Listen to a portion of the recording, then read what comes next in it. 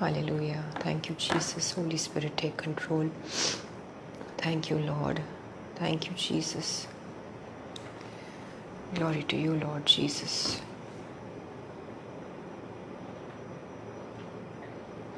Thank you, Jesus. Thank you, Lord.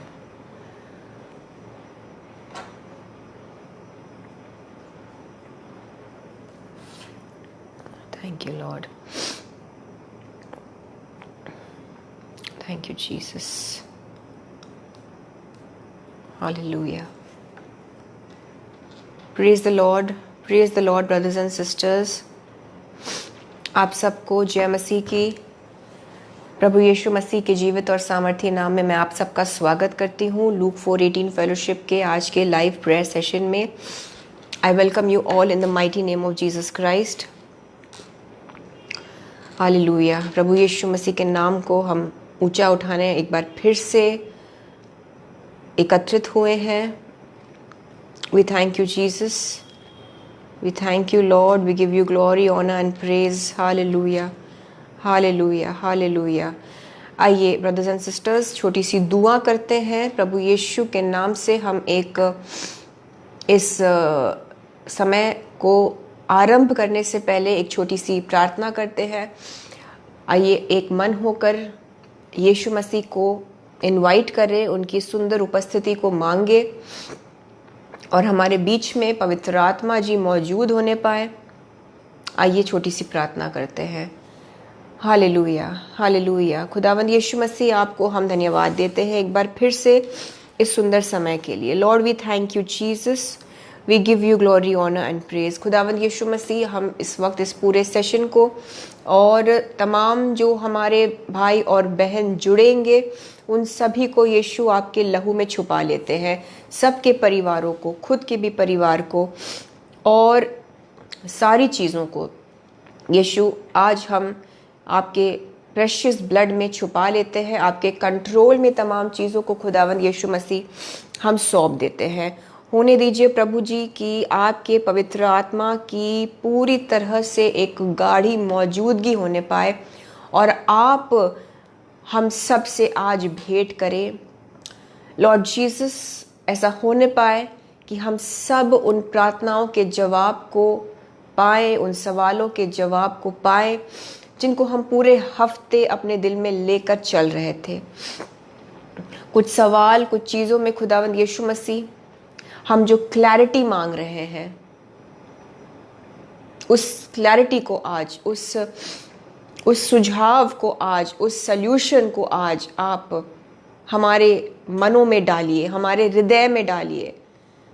हमसे बात करिए प्रभु जी। आपके वचन के माध्यम से हमारा विश्वास है कि आप जीवित परमेश्वर है और आप अपने जीवित कलाम के ज़रिए से हमसे बात करेंगे। आपका कलाम हम सब के जीवनों को छुए, हम सब के दिलों को वो शांति मिले। आपके वचन में जो सामर्थ्य है, जो सामर्थी रूप से आपका वचन काम करता है, प्रभु यीशु, हम उस सामर्थ को आज, उस पावर को आज अपने जीवनों में इस वक्त, इस सेशन के दौरान उस सामर्थ को हम अनुभव करें। हम में से एक एक आपके वचन के सामर्थ को महसूस करें और जाने कि आज आपने हमसे बात करी है, क्योंकि आज आप हमसे बात करने वाले हैं। मेरे ऊपर प्रभु यीशु मसीह आपके पवित्र आत्मा का पूरा कब्जा होने पाए। जुड़ने वाले एक एक भाई बहन के ऊपर आपके पवित्र आत्मा का टोटल कंट्रोल आ जाने पाए। मेरे ज़बान पर खुदावंद यीशु मसीह सिर्फ और सिर्फ आपके ही अल्फाज आए, ना एक शब्द कम, ना एक शब्द ज़्यादा, बट एग्जैक्टली वही वर्ड, वही वचन जो आप चाहते हैं कि आज आपके बच्चों तक पहुँचे। मेरे ज़बान पर एग्जैक्टली वही वचन डालिए, वही शब्द डालिए। प्रभु यीशु, हम धन्यवाद देते हैं कि आज आप बहुत से सवालों का जवाब देने वाले हैं। हम धन्यवाद देते हैं कि चीज़ें सॉल्व होने वाली हैं। आप स्पष्ट रूप से चीज़ों को हमको समझाने वाले हैं, आप क्लैरिटी देने वाले हैं। और इन सारी चीज़ों के लिए खुदावंद यीशु मसीह हम आपको धन्यवाद देते हैं। अभी से ही हम शुक्रगुजारी की भेंट चढ़ाते हैं। धन्यवाद के साथ इन सारी प्रार्थनाओं को हम यीशु मसीह के सामर्थी नाम से मांगते हैं। खुदा बाप, हमारी दुआओं को सुनिए और स्वीकार करिए। Amen, amen and amen. Praise the Lord. Brothers and sisters, आप सबको जय मसीह की। मैं आप सबका स्वागत करती हूँ लूक 4:18 फेलोशिप के आज के लाइव प्रेयर सेशन में। आइए हम तुरंत वचन में चलेंगे और इसी विश्वास के साथ वचन को सुनेंगे, वचन से सीखेंगे कि आज हमसे खुदावंद यीशु मसीह निश्चित रूप से बात करने को है। निश्चित रूप से हमारे सवालों का जवाब वो देंगे, कुछ गहरी बातें समझाएंगे। अपने जीवन में आप किस किस किस पड़ाव पर है, किस लेवल पर है, किस स्तर पर है, क्या मतलब है इन चीज़ों का जो आप अनुभव करते हैं, क्या है आपके भविष्य के लिए प्रभु यीशु मसीह की प्लानिंग। इन सारी चीज़ों को आज हम समझेंगे। हमारा विश्वास है, मेरा विश्वास है, आज इन सभी चीज़ों के बारे में यीशु मसीह हमसे बात करेंगे। सो वचन को बहुत गहराई से आज हम समझेंगे और पुराने नियम और नए नियम में दोनों को हम सीखेंगे, स्टडी करेंगे। पहले मैं नए नियम के कुछ पार्ट्स लूँगी और हम इस वक्त मत्ती रचित सुसमाचार पर फोकस करेंगे, गॉस्पेल ऑफ मैथ्यू। और कुछ चीज़ें हैं जो यीशु मसीह के बारे में हम समझेंगे, उनके उस मिनिस्ट्री के बारे में समझेंगे। एक सफ़र है, एक जर्नी है, कुछ पड़ाव है जो स्वयं यीशु मसीह क्रॉस करते हैं। इन आयतों के माध्यम से हम समझेंगे और आप खुद समझ पाएंगे कि आप अपने जीवन में इस वक्त कौन से पड़ाव पर हैं। आप खुद समझ पाएंगे कि आपके जीवन में वो कौन सा लेवल है जिस पर आप है इस वक्त। आप क्यों हैं इस सिचुएशन में और आप यहाँ से कहाँ जाने वाले हैं, आप इसको भी समझ पाएंगे। प्रभु यीशु आप सबको बहुत आशीष दे और इस वचन से हम सबको आशीष मिले। आइए वचन में चलते हैं। मत्ती का 8, मत्ती रचित सुसमाचार, गॉस्पेल ऑफ मैथ्यू चैप्टर 8। यहाँ पर लिखा हुआ है यीशु मसीह के बारे में। मैं 5वीं आयत पढ़ रही हूँ आपके लिए। पूरा चैप्टर पढ़ना असंभव है, इसलिए मैं कुछ पार्ट्स में पढ़ूंगी। मत्ती का 8 उसकी 5वीं आयत। जब वह कफरनहूम में आया तो एक सूबेदार ने उसके पास आकर उससे विनती की। यहाँ यीशु मसीह के बारे में बताया जा रहा है कि यीशु मसीह सर्मन ऑन द माउंट, यानी कि पर्वत पर जो एक उपदेश है, एक टीचिंग है, उसको देने के बाद कफरनहूम नामक इस जगह पर, इस नगर में आए हैं जीसस। और कफरनहूम में आकर एक सूबेदार उसके पास आता है जिसके सेवक की चंगाई के लिए वो विनती करता है। आप इन सारी चीज़ों को जानते हैं। और उस सूबेदार के विश्वास को देखकर यीशु मसीह बहुत ज़्यादा प्रसन्न होते हैं और उन्होंने कहा कि मैंने ऐसा विश्वास पूरे इज़राइल में नहीं देखा। और आप जानते हैं सूबेदार का सेवक उसी घड़ी चंगा हो जाता है। आगे हम देखते हैं यहाँ पर इसी मत्ती के 8वें पार्ट में क्या होता है कि पतरस की सास, पतरस की मदर इन लॉ, जिसको एक बहुत तेज़ बुखार हो रखा था, यीशु मसीह ने उनको भी ठीक किया। और मैं आपके लिए पढ़ूंगी अब मत्ती का 8 16वीं आयत। देखिए बहुत कुछ हो रहा है। आप जब पूरा मत्ती का 8वां चैप्टर पढ़ेंगे, चमत्कारों से भरा हुआ है, मिरेकल्स और कितनी सारी चीज़ें यहाँ हो रही हैं। बड़ा ही एक एक्टिव टाइम यीशु मसीह के मिनिस्ट्री में इसे कह सकते हैं। और ये सारी चीज़ें कहाँ पर हो रही हैं, मैं आपका ध्यान फिर से लाना चाहूँगी। 5वीं आयत में क्या लिखा है? जब वह, यानी कि जब यीशु मसीह कफरनहूम में आया, इंग्लिश में केपरनौम।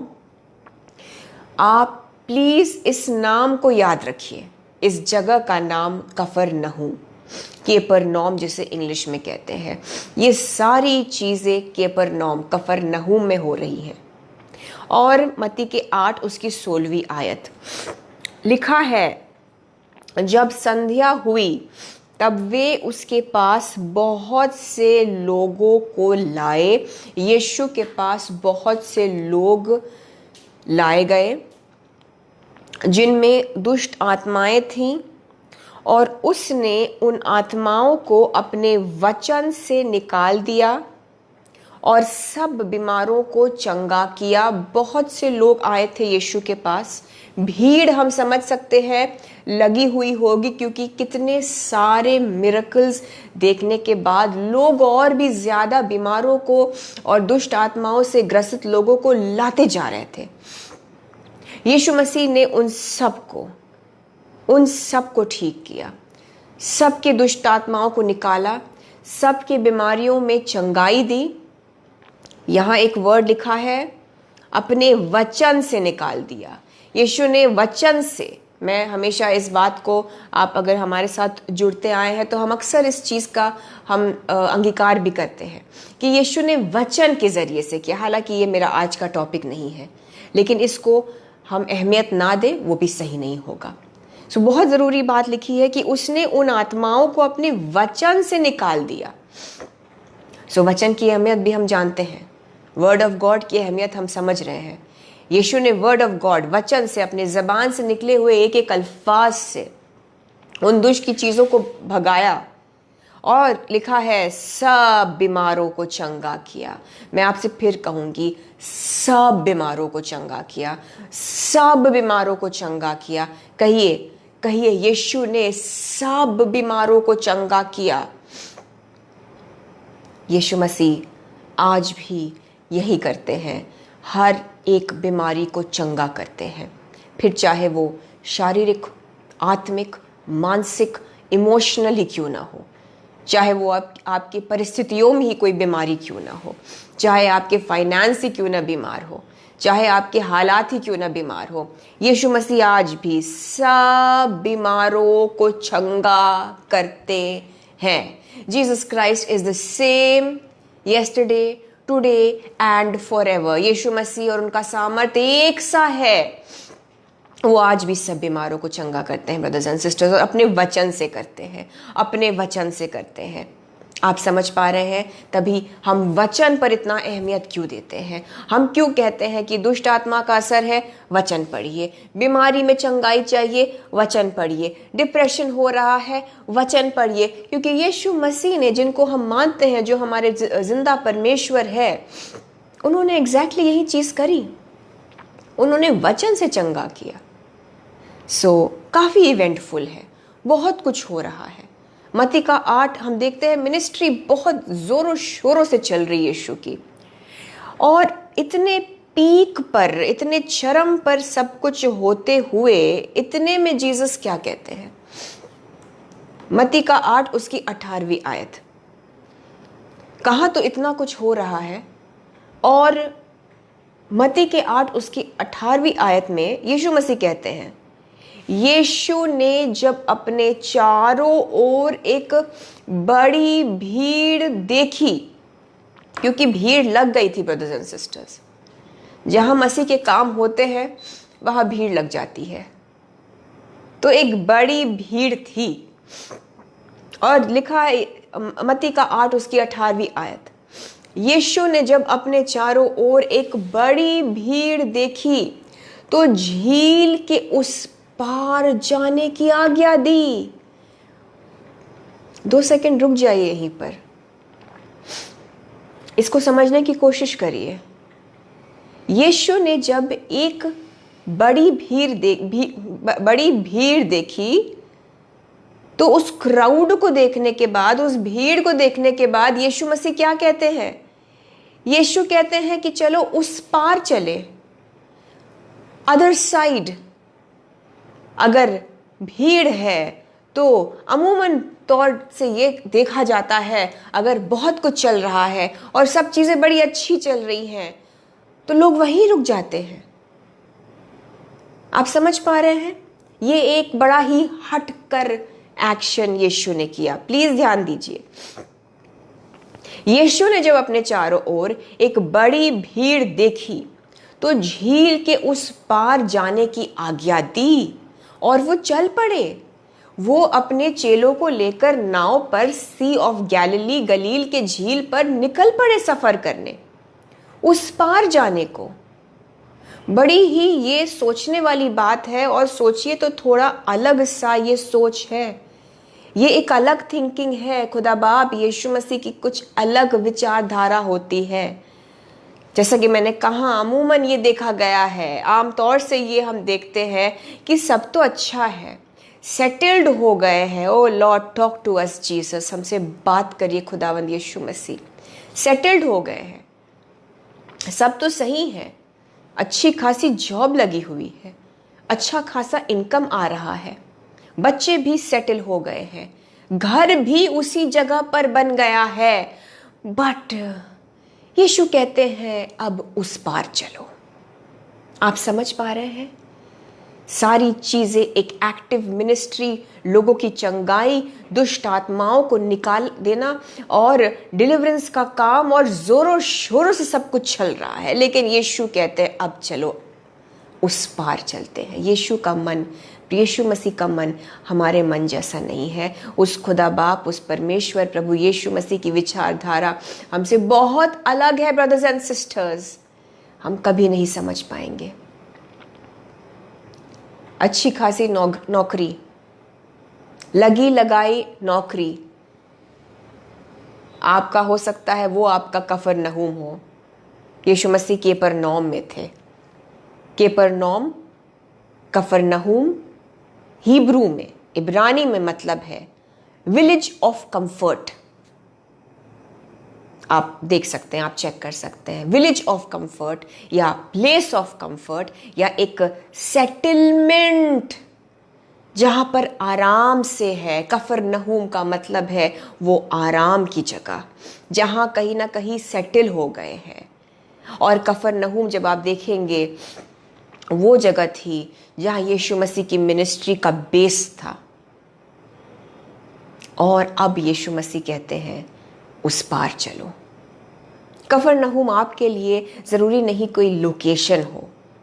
आपके जीवन में आपका कफरनहूम हो सकता वो जॉब हो सकता है आप अपना एक फाइनेंशियल स्टेटस, आप बहुत सेट है उसमें, बहुत सेटल्ड है उसमें। हो सकता है आप फैमिली के साथ बहुत अच्छे से सेटल्ड हो गए हैं, आप उस एरिया में। ज़रूरी नहीं, मैं लोकेशन की बात नहीं कर रही हूँ। कफरनहूम हो सकता है आपकी एक जगह पर सेविकाई बड़ी अच्छी चल रही है, वो आपका कफरनहूम हो सकता है आपका परिवार आपका कफरनहूम हो सकता है आपका कफरनहूम कुछ आपकी सोसाइटी में जो कुछ फ्रेंड सर्कल है, हो सकता है वो एक हालात जिसमें आप बहुत कंफर्टेबल हो गए हैं, एक सेटल्ड जगह। कफरनहूम का मतलब ही वही है, एक जगह जहां पर इंसान कंफर्टेबली सेटल हो जाता है। लेकिन अब सब कुछ अच्छा चल रहा था, लेकिन जीसस कहते हैं कंफर्ट जोन से निकलो, कफरनहूम से निकलो, अपनी बीमारी से निकलो, अपने उस बहुत शायद वेल सेटल्ड जॉब से निकलो और एक अदर साइड पे जाओ, कहीं और जाओ, कुछ और करो। शायद लाइन जो है आपका, आपके बिजनेस का, आपकी ऑक्यूपेशन का, आपकी पढ़ाई का, शायद वो आज आपका कफरनहूम है। और जीसस आपको हिदायत दे रहे हैं, ये तो आप ही जानते हैं, कि अब इससे हटकर डिविएट करो, अब निकलने का समय आ गया है, अब उस पार जाने का समय आ गया है। आपका कफरनहूम क्या है? आपको पवित्र आत्मा गाइड करे और आपको ये चीज़ और ज़्यादा अच्छे से समझ में आएगी जब हम आगे और इसमें बढ़ेंगे। सो कुछ भी जो पहले बहुत सुकून से चल रहा है और बड़ा ही अच्छा चल रहा है, लेकिन खुदा ने उसे इंटरप्ट किया, जीसस ने उसको कहा, अब रुको, पहले हम अब उस पार चलते हैं, चलो अदर साइड चलते हैं। आगे मैं पढ़ूंगी आपके लिए मत्ती का 8, 18वीं, 19वीं और 20वीं आयत, प्लीज ध्यान दीजिएगा। सो यीशु मसीह कहते हैं, आओ। यीशु ने अपने चारों ओर एक बड़ी भीड़ देखी तो झील के उस पार जाने की आज्ञा दी। 19वीं आयत, तब एक शास्त्री ने पास आकर उससे कहा, हे गुरु, जहां कहीं तू जाएगा मैं तेरे पीछे हो लूंगा। यीशु ने उससे कहा, लोमड़ियों के भट्ट और आकाश के पक्षियों के बसेरे होते हैं, परंतु मनुष्य के पुत्र के लिए सिर धरने की भी जगह नहीं है। यीशु मसीह ने उससे साफ तौर से कह दिया, इन अ वे, कि तुम मेरे साथ नहीं चल सकते हो, क्योंकि मेरे पास एक जगह ठहरने की नहीं है।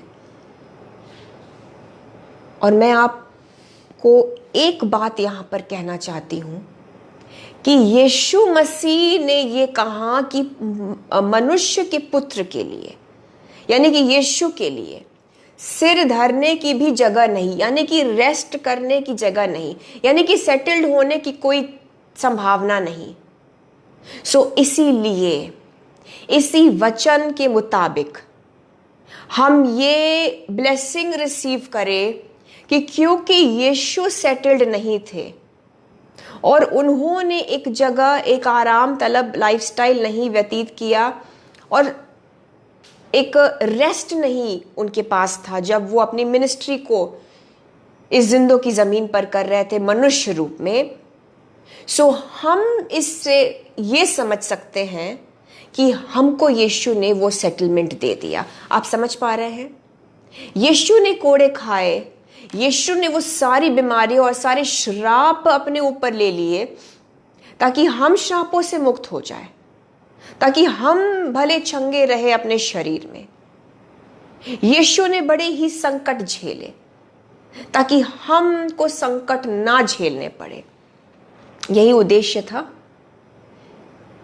सो यीशु जब कहता है कि मेरे पास एक जगह ठहरने की नहीं है, मेरे पास रेस्ट करने की जगह नहीं है, इसका इक्वल टू ये हुआ कि आपको यीशु ने रेस्ट दिया है।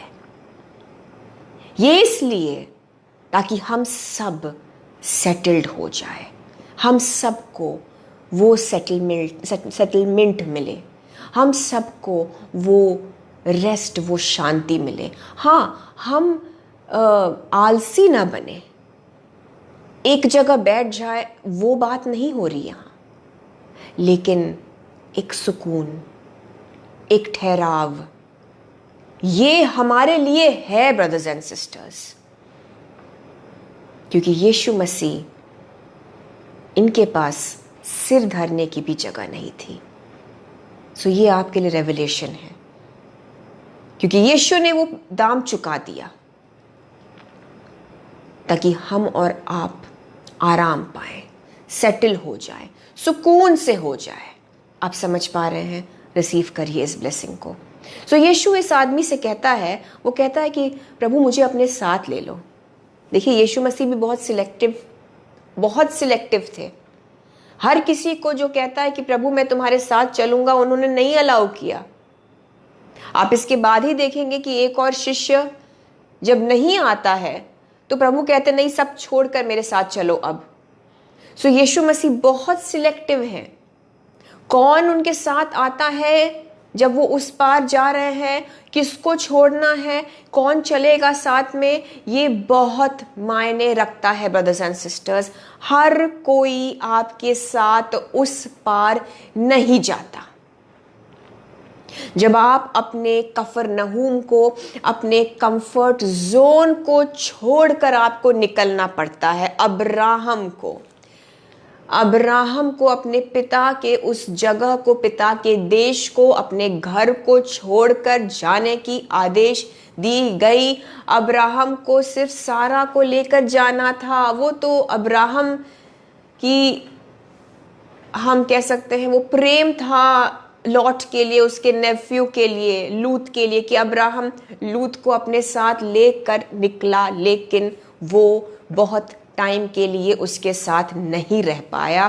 खुदा बाप की मर्जी नहीं थी। खुदा बाप की मर्जी नहीं होती है जब हम दी अदर साइड जाते हैं, जब हमको जैसे अब्राहम को उसके कंफर्ट जोन से निकलना पड़ा, जब आपको शायद उस सेटल्ड जगह से, उस कंफर्ट से निकलने को जीसस कहे, आपको जब कफरनहूम से निकलने को बताया जाए, अदर साइड दूसरी तरफ जाने को बताया जाए, हर कोई आपके साथ नहीं आ सकता और थोड़ा सा अकेला रहेंगे आप, क्योंकि अकेले ही सीखेंगे आप, क्योंकि शोर में नहीं सीख पाएंगे, शोर में यीशु की आवाज़ को नहीं सुन पाएंगे। बाइबल के सारे जितने भी परमेश्वर के दास रहे हैं, उन्होंने एकांत में यीशु की आवाज़ को, धीमी आवाज़ को क्लियरली सुना। आप समझ पा रहे हैं? अकेले सीखना होगा आपको। वो सफ़र आपके साथ जो जर्नी होगी, वो सब नहीं आ पाएंगे और बहुत कम और बहुत सिलेक्टेड लोग आएंगे। देखिए, यीशु ने इस आदमी को अपने साथ जाने से मना कर दिया, बट जस्ट इसके नेक्स्ट वर्स में मत्ती के 8 उसकी 21वीं और 22वीं आयत में क्या होता है? एक और चेले ने उससे कहा, हे प्रभु, मुझे पहले जाने दे कि अपने पिता को गाड़ दूं। यीशु ने उससे कहा, तू मेरे पीछे हो ले और मुर्दों को अपने मुर्दे गाड़ने दे। इस चेले से, इस व्यक्ति से यीशु मसीह ने कहा, सब छोड़कर मेरे पीछे हो लो। यानी कि सब नहीं आ सकते आपके साथ, क्योंकि जब यीशु मसीह का तरीका ये है, सो हमको भी जीसस की विजडम से चलना है। सब आपके साथ नहीं आ सकते, आपको कफरनहूम में ही छोड़ना पड़ेगा अपने उन शायद चंद या शायद सब दुनियावी दोस्तों को, शायद अपने ऐसे रिश्तेदारों को जो दुनियावी हो चुके हैं।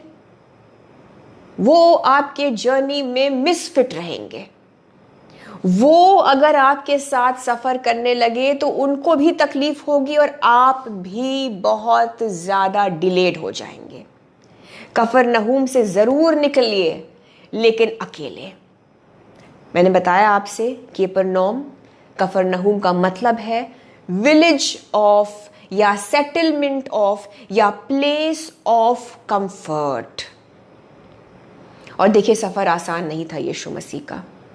हम जानते हैं, जब हम आगे की आयतें पढ़ते हैं, मत्ती का 8 उसकी 23वीं आयत से जब हम पढ़ते हैं, सो पता चलता है कि जब वो नाव पर बैठे, नाव पर चढ़े चेलों के साथ, तो झील में एक बड़ा तूफान उठा, नाव हिलने लगा, चेले घबरा गए, यीशु सो रहे थे। आप सारी चीज़ें जानते हैं।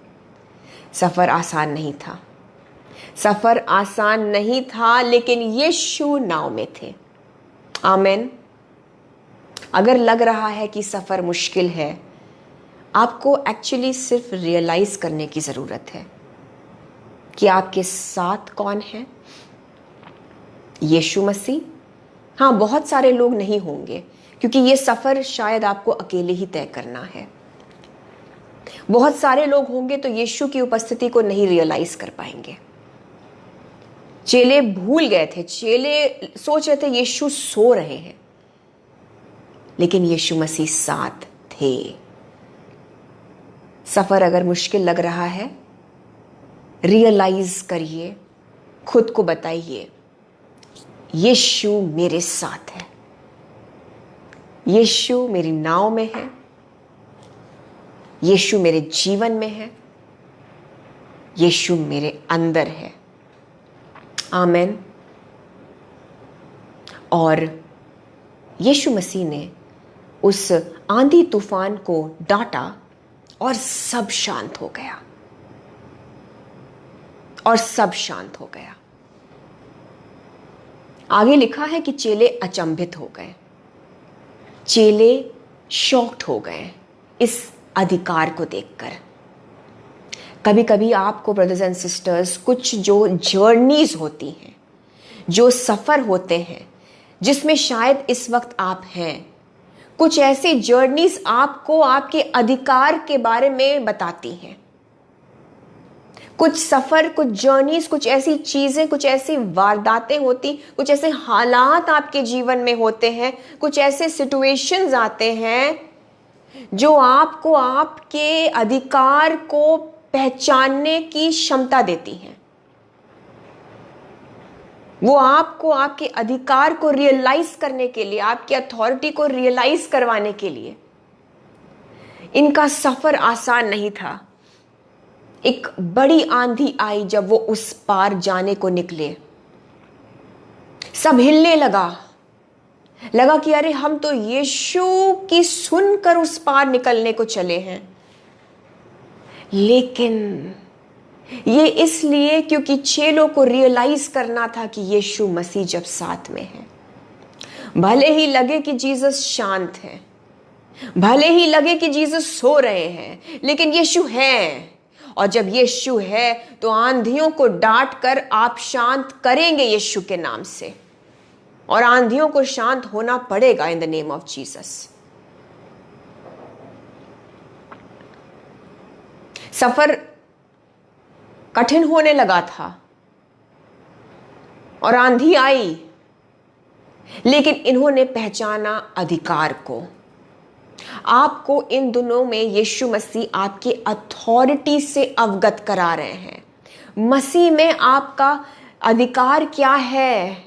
हालातों को डांटिए यीशु के नाम से, अपने शरीर से बात करिए यीशु के नाम से, प्रार्थना भी करिए, जीसस से कहिए, प्रभु आपने उस आंधी को डांटा, आप मेरे साथ हैं।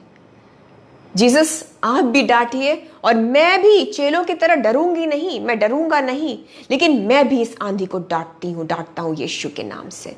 मैं अपने हालातों को बिल्कुल संयम से और शांति से भर जाने को बोलती हूं यीशु के नाम से। मैं अपने बच्चों के ऊपर यीशु की बुद्धि को बोलता हूं यीशु के नाम से। अपने शरीर को यीशु के अलाइनमेंट में, यीशु के अधीन होने को कहिए। वो पूरा काम जो जीसस ने क्रूस पे किया, अपने शरीर से बात करिए कि आपका शरीर इसी वक्त यीशु के नाम से उस यीशु के पूरे काम के आज्ञाकारिता में आ जाए, क्रूस के उस पूरे काम की आज्ञाकारिता में आ जाए, ताकि चंगाई इसी वक्त आपको महसूस हो, आपके बॉडी के सर से लेकर पांव तक, इन द नेम ऑफ जीसस। आपके टेंशन को डांटिए इस वक्त यीशु के नाम से,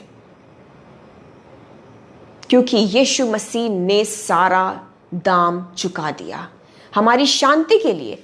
यशाया के 53 को पढ़िए आप। उन्होंने हमारी शांति की कीमत चुकाई है ब्रदर्स एंड सिस्टर्स।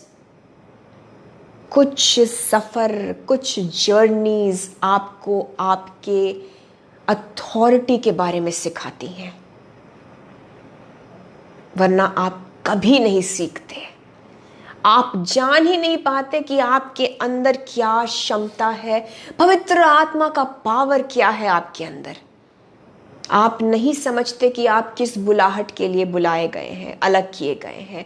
कुछ जर्नीज, कुछ सफ़र ऐसे होते हैं जहां आप बहुत कुछ सीखते हैं। एंड आई नो आप में से बहुत सारे मेरे भाई और बहन उस सफ़र में हैं। आपको आज पता होना चाहिए आप क्यों हैं, आप जहां पर हैं आप क्यों हैं, आप बेमायने नहीं हैं। देखिए, बहुत बार यीशु कहते हैं उस पार चलो।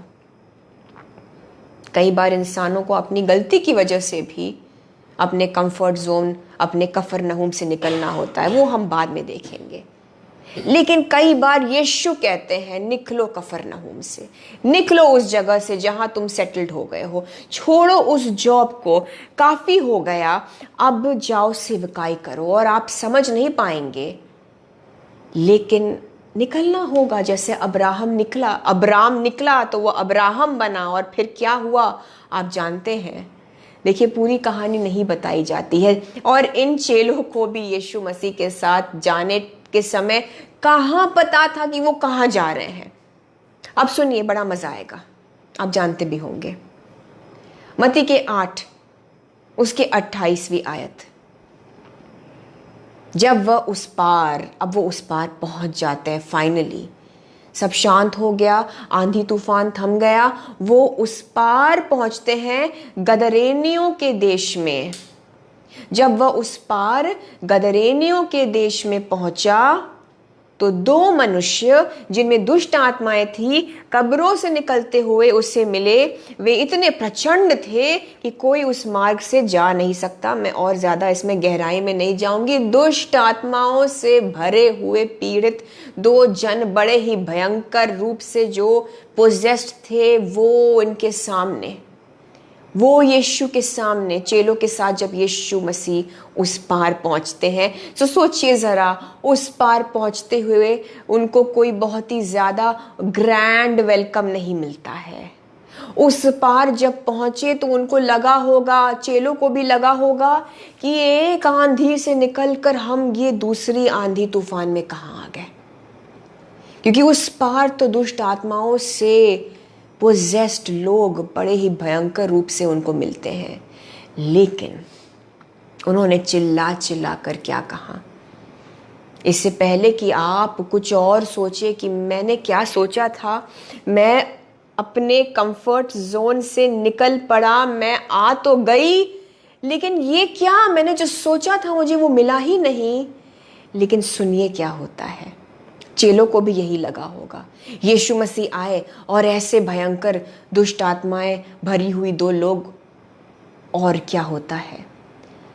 मत्ती के 8 उसके 29 वर्स में क्या लिखा है, उन्होंने चिल्ला कर कहा, हे परमेश्वर के पुत्र, हमारा तुझसे क्या काम। दुष्ट आत्माओं ने जीसस को पहचाना। जब उस पार पहुंचे, बड़ी मुश्किल से पहुंचे, बड़ा लंबा और भयंकर और कठिन सफर, लेकिन उस पार पहुंचे। लगा जैसे जो एक्सपेक्ट कर रहे थे वो नहीं हुआ, लेकिन लोग आपकी अथॉरिटी को पहचानेंगे। कुछ तो चेंज होगा, आपका स्तर ऊंचा होगा, आपके लिए लोगों के मन की विचारधारा बदलेंगी, लोग पहचानेंगे। दुष्ट आत्माएं पहचान गई कि ये जीसस आ गए। मनुष्य नहीं पहचान पा रहे थे कि ये यीशु है और उनकी अथॉरिटी क्या है, चेले भूल गए, लेकिन दुष्ट आत्माओं ने पहचान लिया कि ये जीसस है और विनती करी कि प्रभु ऐसा करिए, हमको नाश मत होने दीजिए, वक्त से पहले हमारा न्याय आप करने आए हैं क्या। उन्होंने कहा कि जो सुअरों का एक झुंड जा रहा था, उन्होंने विनती करी कि उनको उस झुंड में भेज दिया जाए, और यीशु ऐसा करते हैं, ऐसा आदेश दिया प्रभु ने, और वो झुंड जो है पूरी की पूरी छलांग मारकर झील में चली जाती, मर जाते हैं सब, सारे सुअर मर गए। उस पार जाकर थोड़ा अपने कंफर्ट जोन से निकले तो आपने खुद की भी अथॉरिटी जानी। आप देखेंगे लोग भी समझ रहे हैं, आपकी कॉलिंग का आपको धीरे धीरे पता लगने लगता है, आपका लक्ष्य क्लियर होने लगता है, आप खुद अपनी अथॉरिटी को पहचानेंगे, लोग उस बुलाहट को पहचानेंगे, दुष्ट आत्माएं भी उस रोशनी को जिसको लेकर आप कैरी करते हैं अपने ऊपर, जो अभिषेक लिए चलते हैं, वो जाहिर होती जाएंगी, चीजें क्लियर होती जाएंगी। और जो काम करना था यीशु ने, वो उन्होंने किया। लोगों को जब पता चला कि किस तरह से प्रभु यीशु मसीह ने इन लोगों को जो पोजेस्ड थे उनको डिलीवर किया, तो लोग थोड़े परेशान हो गए और लोगों ने विनती करी जीसस से कि आप प्लीज यहां से चले जाइए। मत्ती के 8 उसके 34वीं आयत में आप देखेंगे कि जब लोगों को पता चलता है कि उनके नगर में क्या हुआ, लोग कहते हैं जीसस से कि हमारी सीमा से बाहर चला जा। कभी कभी आपको लोग भगाएंगे, आपको लोग दूर करेंगे, वो जीसस के तरफ से होता है। फॉर वॉट एवर रीजन ये लोग यीशु को कहीं ना कहीं उनको टॉलरेट नहीं कर पाए, ये लोग उस प्रभु के काम को बर्दाश्त नहीं कर पाए, जीसस की अनॉइंटिंग को कहीं ना कहीं वो उससे डरने लगे। तो यीशु मसीह ने भी वहां ओवरस्टे नहीं किया,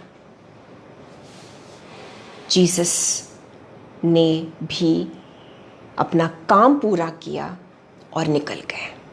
आप समझ पा रहे हैं? रुके मत रहिए, रुके मत रहिए वहां पर।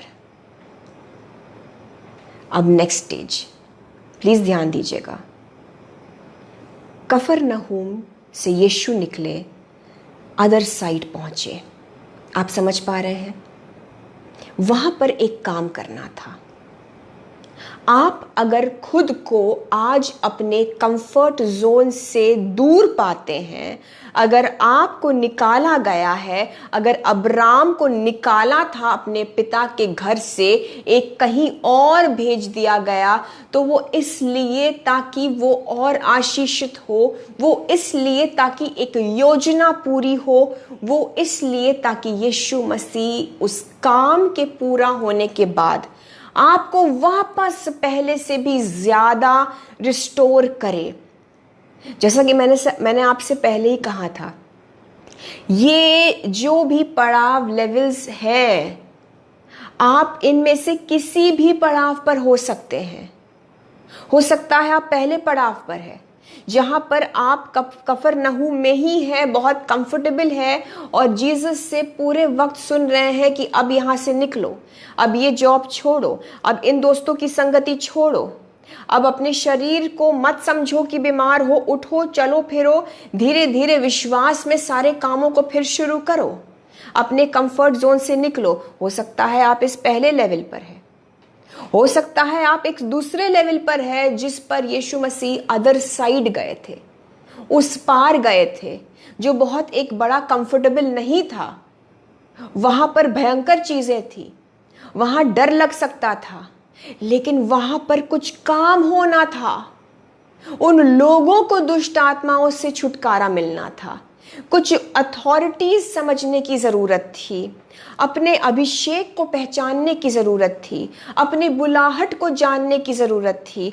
आज अगर आप खुद को इस दूसरे पड़ाव पर पा रहे हैं, जहां आप अपने बहुत ही एक सेटल्ड जगह से निकल गए, एक सेटल्ड जॉब से निकल गए, शायद सेविकाई कर रहे हैं और बड़ा अनकंफर्टेबल हो रहा है, शायद आप एक इस लेवल पर हैं जहां परिवार को छोड़ना पड़ा, बचपन से जिन दोस्तों के साथ आपने वक्त बिताया उनसे अलग होना पड़ा, अनकंफर्टेबल हो रहा होगा, लग रहा होगा क्यों मैं अकेली हूं, मैं अकेला हूं, लेकिन आप इन्हीं दिनों में अपने बुलाहट को पहचानेंगे और लोग उस रोशनी को पहचानेंगे, लोग उस कॉलिंग को रिकॉग्नाइज करेंगे और कुछ लोगों को बर्दाश्त भी नहीं होगा, ये भी हो सकता है। और कहीं से यीशु मसीह को उन्होंने बहुत ही बदसलूकी से कहा कि बस आप चले जाइए। सो जब वहां से भी निकलने का वक्त आए, आप उस दूसरे पड़ाव से भी निकलने का समय आप समझ जाइए, जीसस बात करेंगे, उस अंदेशा को आप कैच करिए, उस साइन को लीजिए। लूत को भगाने का वक्त आ गया था, लूत को भेजने का वक्त आ गया था। अब्राहम समझ गया, इन लोगों ने बदसलूकी करी, यीशु वहां से निकल गए। इस दूसरे पड़ाव से भी अब तीसरे पड़ाव पर अगर आपको जाने का समय आ गया है, अगर आप इस सिचुएशन में हैं, सो जरूर से सुनिए। क्योंकि आपको वहां पर यीशु मसीह रोकेंगे नहीं। कफरनहूम से निकालकर आपको गलील के उस पार एक भयानक रीति से अकेला नहीं छोड़ देंगे यीशु। एक योजना थी, एक मकसद था, उसको पूरा करने के बाद अब यीशु मसीह क्या करते हैं। मत्ती के 9 पर हम आ जाएंगे अब, और मैं सिर्फ आपके लिए पहली आयत पढ़ूंगी। मत्ती का 9, ध्यान दीजिएगा। फिर वह नाव पर चढ़कर पार गया और अपने नगर में गया। ये ध्यान दीजिए आप। फिर वह नाव पर चढ़कर, यीशु मसीह नाव पर चढ़कर उस पार फिर से जाते हैं। और अब कहाँ जा रहे हैं? वह अपने नगर में आया। यानी कि एक्सक्यूज मी, जब भी बाइबल बताती है कि यीशु अपने नगर में वापस गए, यानी कि जब इंग्लिश में हम पढ़ेंगे लिखा है Jesus came to his own city, यहां कफरनहूम की बात की जा रही है। यीशु मसीह का अपना नगर, यीशु मसीह कफरनहूम को अपना नगर कहते थे। बाइबल में जब भी देखे हिज ओन सिटी, यीशु का नगर, वो बेतलहम नहीं, वो नासरत नहीं, वो कफरनहूम है जो यीशु के मिनिस्ट्री का बेस था, जिस जगह से यीशु ने मैक्सिमम मिनिस्ट्री करी। सो यीशु मसीह अब वापस कफरनहूम को चल पड़ते हैं। तीसरा पड़ाव, 3 पड़ाव है ब्रदर्स एंड सिस्टर्स। आप किसी भी पड़ाव पर इस वक्त हो सकते हैं, लेकिन विश्वास रखिए आपको यीशु मसीह कफरनहूम वापस ले जाने वाले हैं। उस पार जाकर थोड़ा उथल पुथल और सफर भयानक देखकर, और सामने ऐसी चीजें आपके सामने आ सकती हैं, सब कुछ आपको लग रहा है, हिल रहा है। अपनी अथॉरिटी को पहचानिए, उस काम को यीशु के नाम से पूरा करिए, अपनी कॉलिंग में चलिए। यीशु आपको फिर से कफरनहूम वापस ले जाएंगे। आप समझ पा रहे हैं? 9वें पाठ में यीशु मसीह फिर से गलील को पार करके, गलील की झील को पार करके कफरनहूम को लौटते हैं अपने कंफर्ट की, अपने सेटलमेंट की जगह पर, अपने मिनिस्ट्री की जगह पर यीशु वापस लौटते हैं। कफरनहूम यीशु मसीह के मिनिस्ट्री का बेस था। ब्रदर्स एंड सिस्टर्स, जहां यीशु आपको सेटल करे, जहां जीसस आपको आपका बेस, आपका गढ़ दे, जहां यीशु मसीह कहे कि तुम वहां जाओ और तुम वहां फलोगे फूलोगे, तुम्हारी सेवकाई वहां होगी, या तुम्हारी जॉब वहां होगी, या तुम्हारी शादी उस जगह पर होगी, या मैं तुम्हारे वंश को वहां आगे बढ़ाऊंगा। मैं यहां पर साफ तौर से लोकेशन की ही मोस्टली बात कर रही हूं।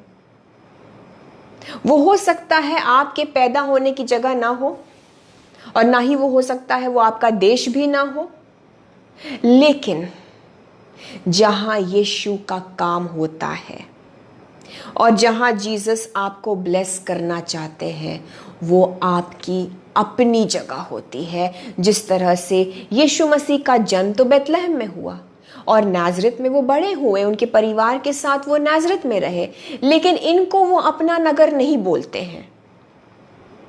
यीशु मसीह अपने नगर से पुकारते हैं, अगर ओन सिटी अगर बोलते हैं तो वो कफरनहूम को बोलते हैं, जहां पर उनकी मिनिस्ट्री चली, जहां खुदा की योजना थी उनके लिए, जहां योजना आपके लिए है। जिस जगह पर यीशु मसीह को आपसे काम लेना है, जिस जगह पर यीशु मसीह को आपको ब्लेस करना है, वो आपका नगर है, वो आपका देश है, वो आपकी जगह है, वो आपका कंफर्ट जोन है। और यीशु आपको वापस अपने कंफर्ट में ले जाएंगे ब्रदर्स एंड सिस्टर्स। यीशु आपको वापस आपकी आराम के उस जगह पर ले जाएंगे। यीशु आपको रिस्टोर करेंगे पहले से भी बढ़कर। मत मांगिए कि जैसे पहला था वैसे ही कर दीजिए, जैसे पहले सारी चीजें थी यीशु वैसे ही कर दीजिए। नहीं, पहले से बेहतर करेंगे जीसस, क्योंकि अब की जब यीशु मसीह उस पार से वापस कफरनहूम जाते हैं, वापस उस कंफर्ट में जाते हैं, सो पहले से बेहतर होता है ब्रदर्स एंड सिस्टर्स। क्योंकि जब आप देखेंगे इसके बारे में लूका के 8 में भी लिखा है, उसकी 40वीं आयत, मैं गहराई में नहीं जाऊंगी, आप खुद पढ़ लीजिएगा।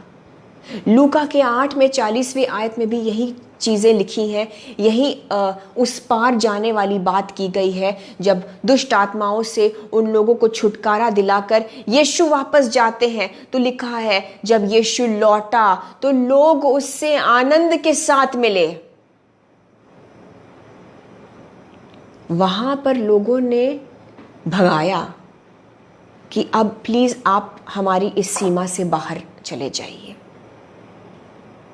लेकिन जब यीशु मसीह वापस आते हैं कफरनहूम, अब की क्या लिखा है, तो लोगों ने उससे आनंद के साथ मुलाकात करी। वो खुश थे। कहाँ तो उनका तिरस्कार, कहीं ना कहीं उनको जबरदस्ती वहां से भगाया, और कहा तो यहां लोग इनके सामने आनंद से इनका स्वागत करने, और लिखा है क्योंकि वे सब उसकी बाट जो रहे थे। आपको यीशु मसीह जब रिस्टोर करेंगे, जब फिर से आपको वापस उस आराम के क्षेत्र में, उस कॉलिंग की जगह पर भेजेंगे, जब आपका ये सफर जो एक टेम्पररी टाइम है, जिसमें आपको लग रहा है कि आंधी भी है, तूफान भी है, आपको जो सिखाना है जब आप सीख लेंगे, तो यीशु वापस आपको उस आराम में भेजेंगे और चीज़ें पहले से बेहतर होंगी ब्रदर्स एंड सिस्टर्स। जब इस बार यीशु मसीह कफरनहूम जाते हैं, सो लोग उनको आनंद से मिलते हैं, उनका वार्म वेलकम होता है। आपको याद है वो उस गलील के झील से आंधी तूफान का सामना कर कर वहां पहुंचे तो क्या वेलकम मिला? दुष्ट आत्माएं थी, क्योंकि उनको अपनी अथॉरिटी को जानना था। जब आप वापस अपने कफरनहूम में जाएंगे, जब आप वापस अपने उस place of rest, place of comfort में जाएंगे, तब आप समझेंगे कि वो क्यों हुआ जो तब हुआ, क्यों वो आंधियां आई, और अब आपसे लोग प्रेम से मिलेंगे। सही लोग, आपका वेलकम भी किया जाएगा, और जैसा लिखा है कि वो यीशु मसीह की बाट जो रहे थे, आपके लिए वो रुके रहेंगे। Grand welcome in the name of Jesus. कुछ लोग हैं जिनको आपके जरिए से जीसस ब्लेस करना चाहते हैं, क्योंकि वो आपके कॉलिंग का पार्ट है। आपके लिए कुछ भेड़ हैं जो रुके हुए हैं, यीशु की भेड़। आमेन। और फिर से जब आप पढ़ेंगे मत्ती के 9 को, जब इस बार यीशु मसीह वापस जाते हैं, वो जो एक खराब समय था, जब वो उस पार गए और उस नगर में जहाँ दुष्ट की चीज़ थी, जिसका नाम था गदरेनियों, और जब वहाँ से वापस आते हैं, इस बार जब कफरनहूम लौटते हैं यीशु, चीज़ें बहुत अलग मिली। और जैसा मत्ती के 8 में बहुत कुछ हो रहा था, बड़ा इवेंटफुल था, मत्ती के 9 में जब आप पढ़ेंगे, जब यीशु वापस आते हैं, फिर से बहुत कुछ चीज़ें हुई। लोगों की भीड़ उनके लिए रुकी हुई थी। एक पैरालाइज्ड आदमी जो लकवे का जो रोगी था, उसके दोस्त उसको लेकर रुके हुए थे। याईर रुका हुआ था, जायरस रुका हुआ था, 12 वर्षों से जिस औरत को लहू के रोग की समस्या थी, वो रुकी हुई थी। मत्ती को चुनना था, उसकी कॉलिंग रुकी हुई थी। यीशु मसीह को कुछ बहुत ज़रूरी उपदेश देने थे, कितने टीचिंग्स देनी थी। और मत्ती के 8 से कई ज्यादा पावरफुल, कई ज्यादा बिजी मिनिस्ट्री हो गई यीशु की। जब वो वापस लौटे ब्रदर्स एंड सिस्टर्स, चीजें पहले से बेहतर थी। मैं आज आपको यही बताने के लिए आई हूं। आप इन 3 स्तरों पर कहीं भी इस वक्त हो सकते हैं, लेकिन मैं यीशु के नाम से आपको बताना चाहती हूं, जब आपको जो सिखाना है, जिस सफर से आपको लेकर जाने की जरूरत है, कुछ ऐसे स्टॉर्म्स वाली रूट से यीशु मसीह आपको लेकर शायद गए हैं, लेकिन आपको मैं बता दूं, रेस्टोरेशन तय है। निश्चित रूप से आप काम वाटर्स पर जाएंगे। आराम और पुरसुकून वाली जिंदगी से आपको यीशु मसीह फिर से बहाल करेंगे। कफरनहूम में आप फिर से लौटेंगे यीशु के नाम से। याद रखिएगा, यीशु मसीह कफरनहूम को लौट आए। और अगर आप अपनी किसी गलती से, मैं बस एक छोटा सा भाग लूंगी पुराने नियम से, फिर हम प्रार्थना में, आराधना में चलेंगे। अगर आपने अपनी गलती के कारण, अगर आप उस अपने कफरनहूम से, अपने उस प्रॉमिस्ड लैंड से, अपने प्रतिज्ञा के देश को आपको छोड़ना पड़ा, उस अच्छी जगह को, उस सेटलमेंट को, अच्छे कॉलेज को, अच्छे जॉब को, या किसी भी कारण से आप शायद फिसल गए और आप गिर गए, आप पिछड़ गए, अगर कहीं ना कहीं ये आपकी गलती से भी हुआ, तो भी आपके लिए उम्मीद है, तो भी आपको यीशु मसीह फिर से खड़ा करेंगे, रिस्टोर करेंगे। मैं जल्दी से आपको एक शख्स के बारे में बताती हूं, बहुत जल्दी हम चलेंगे। उत्पत्ति के 27 ऑनवर्ड्स, जेनेसिस चैप्टर 27। और इससे पहले आपको मैं बता दूं, क्या थोड़ा सा आपको ब्रीफ में बता दूं, इसहाक के बारे में हम सब जानते हैं। इस अब्राहम का बेटा इसहाक, इसहाक के 2 बेटे, बड़ा बेटा इसाव, छोटा बेटा याकूब। और याकूब जो है, जेकब, वो छोटा होने के बावजूद अपनी माँ के साथ उनकी मिली भगत होती है, और एक्सक्यूज मी, कहीं ना कहीं रेबेका वो याकूब को ज़्यादा फेवर करती है, और वो छोटे बेटे से कहती है कि जाकर अपने भाई के पहलौटे होने का जो बर्थ राइट होता है, जो पहलौटे की आशीष होती है, फर्स्ट बॉर्न के जो ब्लेसिंग्स होते हैं, वो छल से इसहाक से, पिता से ले लेने के लिए ये दोनों की एक प्लानिंग होती है। और रिबका अपने बेटे याकूब को भेजती है। इसहाक याकूब को इसाव समझकर सारी आशीषें दे देता है। इसाव के हक की आशीषें याकूब को मिल जाती है। इसाव आग बबूला हो जाता है और तय कर लेता है कि वो याकूब को नष्ट कर देगा, मार डालेगा। रिबका डर के मारे याकूब से कहती है कि तुम इस जगह से निकल जाओ। निश्चित रूप से याकूब ने गलत किया, छल किया, और अब उस गलती की वजह से, अब ध्यान दीजिए, ये प्रॉमिस्ड लैंड था, ये कनान देश था, ये प्रतिज्ञा का देश था जहां पर ये सब रह रहे थे। अपने आशीषों की जगह से, अपने कंफर्ट जोन से, अपने बसे हुए पिता के घराने को छोड़कर, अपनी इस गलती की वजह से और इसाव से बचने के लिए, ताकि इसाव उसे जान से ना मार डाले, याकूब को अपने पिता के घर को, अपने कंफर्ट जोन को, अपने प्रतिज्ञा के देश को छोड़कर जाना पड़ा। उसकी माँ ने कहा कि तुम जाओ मेरे भाई लाबान के पास। उस जगह का नाम लिखा गया है कि हारान नामक उस जगह पर रेबेका कहती है कि तुम मेरे भाई के पास चले जाओ। आप सब जानते हैं फिर क्या होता है। सफर में जब याकूब लाबान के तरफ निकलता है, सफर में, अब ध्यान दीजिए, वो आराम करने बैठता है। देखिए, कुछ जर्नीज बहुत ज़रूरी होती है। कुछ सफ़र ऐसे होते हैं जिसमें प्रभु बात करते हैं, ब्लेस करते हैं, मार्गदर्शन करते हैं, आगे का प्लान बताते हैं। और आज आपसे यीशु मसीह भी यही कहना चाहते हैं। एग्जैक्टली जो याकूब से यहोवा परमेश्वर ने कहा, आपको आज खुदा बाप यही कहना चाहते हैं।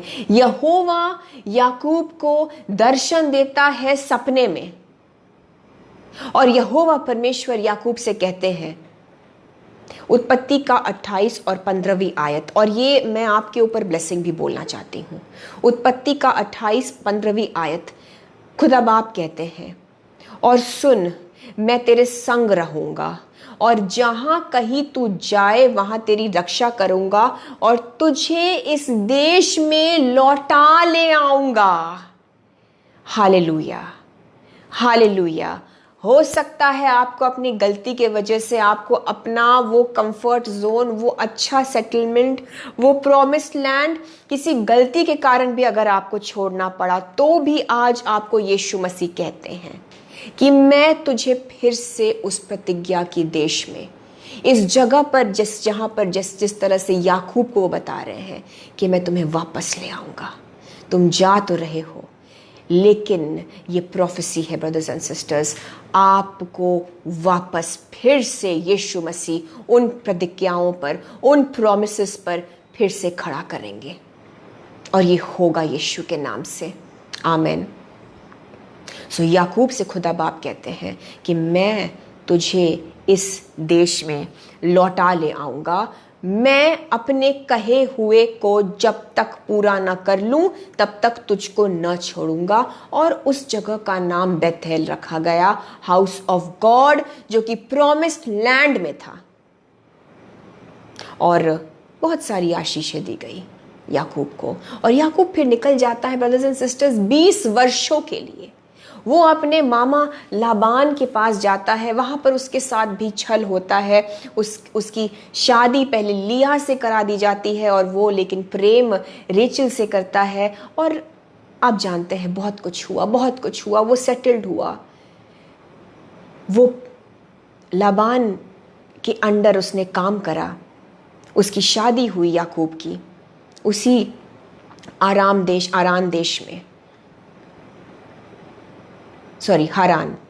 हारान में याकूब सेटल हो गया। याकूब की शादी हो गई, याकूब के बच्चे हो गए, 11 बच्चे, और याकूब बहुत ज़्यादा धनी हुआ। आपको पता है याकूब पर आशीषें थी, तो याकूब की वजह से लाबान भी बहुत धनी हुआ। लेकिन खुदा बाप ने क्या कहा था, जहां जा रहे हो मैं वहां से वापस ले आऊंगा। इतने अच्छे से सेटल होने के बावजूद बीवी बच्चे, बहुत अच्छा, बहुत ही फलवंत था याकूब। वो बहुत ज़्यादा संपन्न था, किसी चीज़ की कमी नहीं थी। जो उस ज़माने में जैसे प्रॉस्पेरिटी हम लोग देखते थे, वो एनिमल्स, कैटल, भेड़ बकरी, इफरात से सारी चीज़ें थी याकूब के पास। लेकिन उत्पत्ति के 31 दूसरी और तीसरी आयत में आप देखेंगे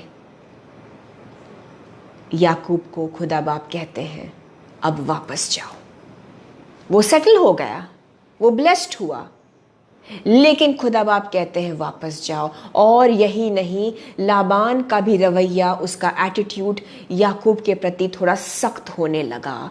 जब ऐसी चीज़ें हों और जब यीशु मसीह कहते हैं अब निकलो, अब उस जगह से निकलो, अब उन लोगों का रवैया बदल रहा है। आपको याद होगा गदरेनियों वाली जगह पर यीशु मसीह को उन लोगों ने कहा कि जाइए आप यहाँ से। जब ऐसे साइंस आए और उसके साथ साथ यीशु भी बोले कि अब निकलो, क्योंकि यहोवा परमेश्वर की आवाज़ फिर से याकूब के पास आई कि जाओ, वापस जाओ, अपने पिता के उस देश को वापस जाओ, प्रतिज्ञा के उस देश को वापस जाओ। सो याकूब के निकलने का समय आ गया। मैं आपसे बस एक बात बताना चाहती हूँ ब्रदर्स एंड सिस्टर्स, अगर जीसस कहे निकलो तो निकल जाइए, वहां पर और ज्यादा कंफर्टेबल होने की कोशिश मत करिए। देखिए याकूब सोच सकता था कि अब तो मैं कहीं ना कहीं अपने पिता के घर में जितना संपन्न था, ध्यान दीजिए याकूब जितना सेटल्ड अपने पिता के घर में था, उससे कहीं ज्यादा सेटल्ड अब वो लाबान के इस देश में, हारान में है, क्योंकि उसकी शादी हो गई, उसके 11 बच्चे, लिया और रेचल इसकी वाइव्स और उनकी दासियां भी थी, और इतना इतना धन संपत्ति होने के बाद अब खुदा बाप कहते हैं कि अब निकलो, फिर से निकलो, क्योंकि जाना तो है ही, क्योंकि रेस्टोरेशन का वायदा था। सो याकूब ये नहीं सोचता है कि अब तो मैं यहां ब्लेस्ड हो गया हूं, पहले थोड़ा स्ट्रगल था लेकिन अब तो मैं लाबान से ज्यादा संपन्न हो गया हूं। सो एक काम करते हैं, यहां पर और अच्छे से बस जाते हैं। याकूब ने लाबान की सख्ती देखी और निकल गया खुदा की आवाज सुनकर।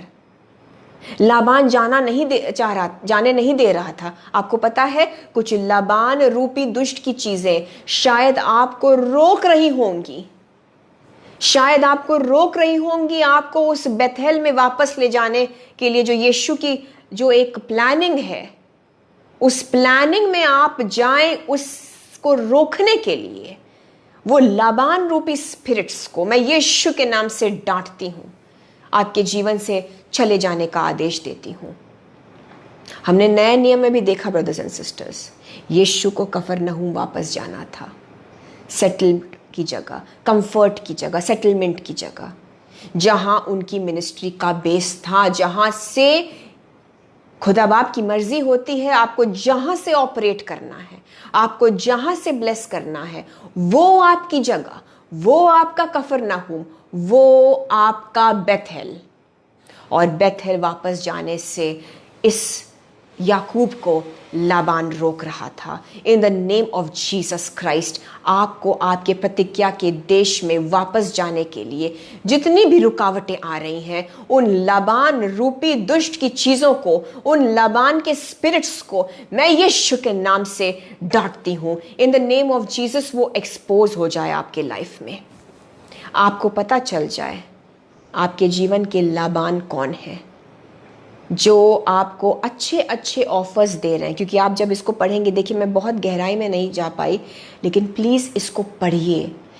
जेनेसिस के 27 से पूरा जेकब के बारे में जो लिखा है, किस तरह से लाबान ने उसे बड़ा एक अट्रैक्टिव ऑफर दिया कि तुम बताओ मैं तुम्हारे लिए क्या करूं, मैं तुमको क्या दे दूं ताकि तुम यहां रुक जाओ, जबकि जीसस कह रहे हैं निकलो यहां से। ऐसे ऑफर्स को समझ लीजिए कि वो शैतान की ओर से है। जब यीशु कहे निकलो, वहां और ज्यादा सेटल्ड होने की कोशिश मत करिए। आमेन। जिस जगह से यीशु मसीह आपको आज निकालना चाहते हैं, जिस जिस जिस जिस फ्रेंड सर्कल से आपको यीशु मसीह कह रहे हैं निकलो, इस ग्रुप से निकलो, जिन पार्टी से, जिन फैमिली गैदरिंग से शायद वो अविश्वासी सांसारिक लोग हैं, भले ही वो आपके परिवार के सदस्य हैं, यीशु अगर कहते हैं निकलो, तो वहां पर और ज्यादा सेटल मत हो जाइए, क्योंकि बेथेल में आपके लिए अद्भुत से भी ज्यादा अद्भुत चीजें रखी हैं। आमेन। आपको पता है, याकूब के लिए आसान नहीं था एक शिफ्ट करना। आज की तारीख में आप और हम एक शहर से दूसरे शहर, एक देश से दूसरे देश जा सकते हैं brothers and sisters. It's not a big deal. Movers and packers हैं, कार्गो हैं, सारी चीज़ें हैं। याकूब को एक लंबा सफ़र तय करना था। याकूब को अपनी पत्नियों के साथ, अपने बच्चों को, अपने दासियों को, अपने उस पूरे कैमल्स को, भेड़ बकरियों को, सारे जानवरों को लेकर जाना था। इट वॉज नॉट ईजी, लेकिन उसने उस सफ़र को तय किया, क्योंकि बेथेल में उसके लिए रेस्टोरेशन और पहले से भी बेहतर चीज़ें थीं। और वो निकला, और जब वो निकलता है, उसे लाबान से भागना पड़ा। आप ऐसे लाबान से भागिए और उनको डांटिए यीशु के नाम से। जो लाबान रूपी दुष्ट की चीजें आपको रोक रही हैं, उन लाइफ के एरियाज में आगे बढ़ने से रोक रही हैं, जो चीजें आपको, जहां यीशु आपको चाह रहे कि आप निकले, अगर आपको वहां पर कुछ चीजें रोक रही हैं, चाहे वो इमोशंस ही क्यों ना हो, उन चीजों को रोकिए यीशु के नाम से, डांटिए यीशु के नाम से। आपको आगे बढ़ना है, आपको वापस बेथेल जाना है, आपको परमेश्वर के घर में वापस जाना है, आपको उस प्रतिज्ञा के देश में वापस जाना है ब्रदर्स एंड सिस्टर्स। वहाँ पहले से भी बेहतर है आपके लिए। और जब याकूब निकलता है और वापस जाता है, सो एक तो इसाव मिलता है उसे, वही इसाव जो इसके जान का दुश्मन बना हुआ था और जो इसको मारना चाह रहा था, आज वही इसाव उससे मिलता है, मेल मिलाप हो जाता है, रिकंसिलिएशन इन अ वे कह सकते हैं हो जाता है। वही इसाव इसको गले मिलकर, गले लगकर रोता है। अब वो भय नहीं, अब वो डर नहीं, अब वो प्रतिज्ञा का देश कुछ अलग ही हो गया। अब वो जब आप वापस जाएंगे ब्रदर्स एंड सिस्टर्स, वो बीमारी नहीं मिलेगी। जहां पर आपको यीशु मसीह जिस पड़ाव पर, जिस मकाम पर लेकर जाना चाह रहे हैं, वो पुराने दुश्मन नहीं मिलेंगे, वो दुष्ट की चीजें आपको नहीं मिलेंगी, वो आपको वैसे हालात, वो आर्थिक तंगी नहीं मिलेगी, वो संकट नहीं मिलेंगे, वो शरीर में आपको दुर्बलता, वो बीमारी नहीं मिलेंगी यीशु के नाम से, क्योंकि सब कुछ यीशु मसीह बदल चुके हैं। वो बदल देंगे आपके लिए। अब की जब बेथेल जाता है याकूब, उसको चीज़ें बदली हुई नजर आती है। जैसे यीशु जब कफरनहूम जाते हैं, लोग प्रेम से रुके थे, इसाफ प्रेम से मिलता है। और मैं लास्ट आपको ये आशीष बताना चाहती हूँ, आपके ऊपर बोलना भी चाहती हूँ, और फिर हम आज के इस वचन को एंड करेंगे। उत्पत्ति के 35 उसके 9वीं और 10वीं आयत देखिए। आप जहाँ पर है, एक टाइम शायद आएगा, वो डिपेंड करता है आप अपने किस लेवल पर है। 3 लेवल्स के बारे में आज हमसे यीशु मसीह ने बात की। एक टाइम आएगा, अगर आप उस बयाबान में हैं, उस उथल पुथल में हैं, अगर सामने भयानक चीज़ें हैं, अगर लाबान का सख्त बिहेवियर दिख रहा है आपको, अगर आप अपने प्रतिज्ञा के देश से दूर है, अगर कुछ टाइम इस तरह से विल्डरनेस में, जंगल वाले टाइम में है, तो ये निश्चित रूप से आप इसको क्लेम कर लीजिए कि आपको यीशु मसीह वापस बेथेल को लेकर जाएंगे, आपको वापस उस कंफर्ट के सेटलमेंट में लेकर जाएंगे, आपको वापस यीशु मसीह सेटल करेंगे, आपको यीशु मसीह हाउस ऑफ गॉड अपनी उपस्थिति में वापस बेथेल में लेकर जाएंगे। और अब की आप वहीं सेम होकर नहीं जाएंगे, क्योंकि जब याकूब जाता है, उत्पत्ति के 35 उसके 9वीं और 10वीं आयत को मैं जल्दी से आपके लिए पढ़ दूं। फिर याकूब ने पदन अराम से आने के पश्चात, यानी कि वही जिस जगह पर हम देखते हैं वो लाबान के साथ था, उसे पदन अराम भी कहते हैं, परमेश्वर की दूसरी बार उसको दर्शन देकर आशीष दी। सो परमेश्वर ने दूसरी बार याकूब को अब फिर से दर्शन दिया। सुनिए अब की प्रभु क्या कहते हैं। जब ये दूसरी बार, जब ये बेथेल को वापस आता है, जब ये वापस प्रतिज्ञा के देश में वापस आता है, 10वीं आयत, उत्पत्ति के 35 10वीं आयत। और परमेश्वर ने उससे कहा, अब तक तेरा नाम याकूब रहा है, पर आगे को तेरा नाम याकूब न रहेगा, तू इस्राएल कहलाएगा। इस प्रकार उसने उसका नाम इज़राइल रखा। अब याकूब नहीं आया है ब्रदर्स एंड सिस्टर्स। अब की जो वापस आया है, उसकी शख्सियत ही अलग है, उसके हालात अलग है। वो सेटल्ड होके आया है, वो स्ट्रॉन्ग आया है। वो गया तो अकेला था, आ रहा है वो अपनी पूरी फौज लेकर, अपनी पत्नियों के साथ, अपने बच्चों के साथ, अपनी संपत्ति के साथ, पहले से ज्यादा पावरफुल होकर, पहले से ज्यादा स्पिरिचुअली भी पावरफुल होकर, क्योंकि यीशु की और ब्लेसिंग्स। यहोवा परमेश्वर कहते हैं कि अब तुम्हारी मैंने शख्सियत बदल दी, अब तुम्हारी मैंने आइडेंटिटी बदल दी। तुम गए तो याकूब थे, तुम वापस आए हो इज़राइल बन के। तुम गए तो थे एक, बट अब मैं तुम्हें एक नाम बनाऊंगा अमंग द नेशंस। मैं तुम्हें जातियों में बदल दूंगा। I will make you a nation and I will make you a name among the Nations.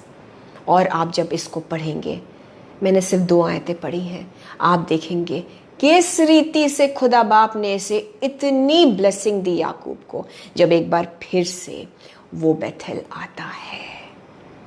आप इस वक्त उस बीच की जगह में हो सकते हैं ब्रदर्स एंड सिस्टर्स।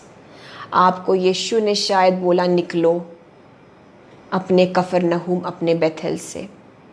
आप शायद कुछ गलती से पहुंच गए हैं कहीं और, कुछ भी हो सकता है। बट आज अगर आप यीशु मसीह की ओर अपने चित्त को लगाते हैं और इस वर्ड को समझते हैं और अपने आप को सुधारते हैं, देखिए याकूब ने फिर सुधारा, फिर उसने कोई छल और गलती नहीं करी। भले ही छल से लिया उसे दे दी गई, उसने निभाया, उसने दोनों शादियां निभाई और वो संपन्न हुआ और अपनी मेहनत की कमाई से वो वापस आया। अब की छल नहीं किया। अगर आप अपने तरीकों को यीशु मसीह के रास्ते पर लाकर चेंज करते हैं, I am telling you this today in the name of Jesus, आप दोबारा फिर से बेथेल जाएंगे।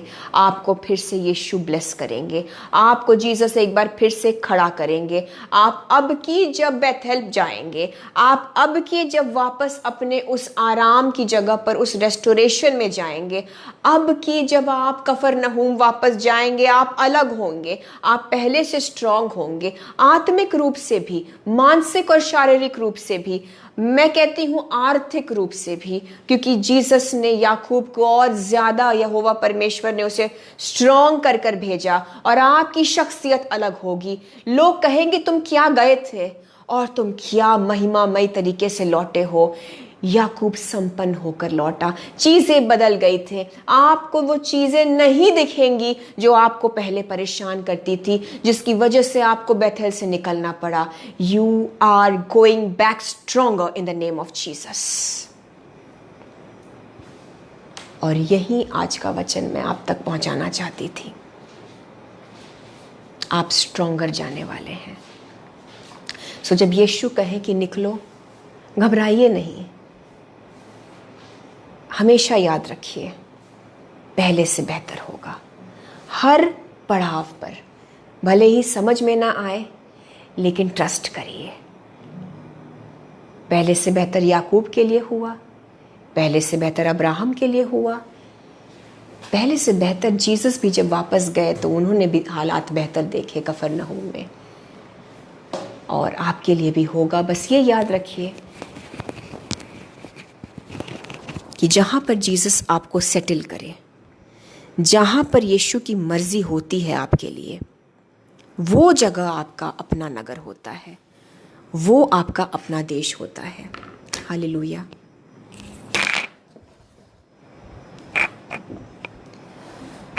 आइए ब्रदर्स एंड सिस्टर्स, इबादत में चलते हैं, आराधना में चलते हैं। वर्शिप करिए, यीशु आपको छुएंगे, आपसे बात भी करेंगे इस समय के दौरान।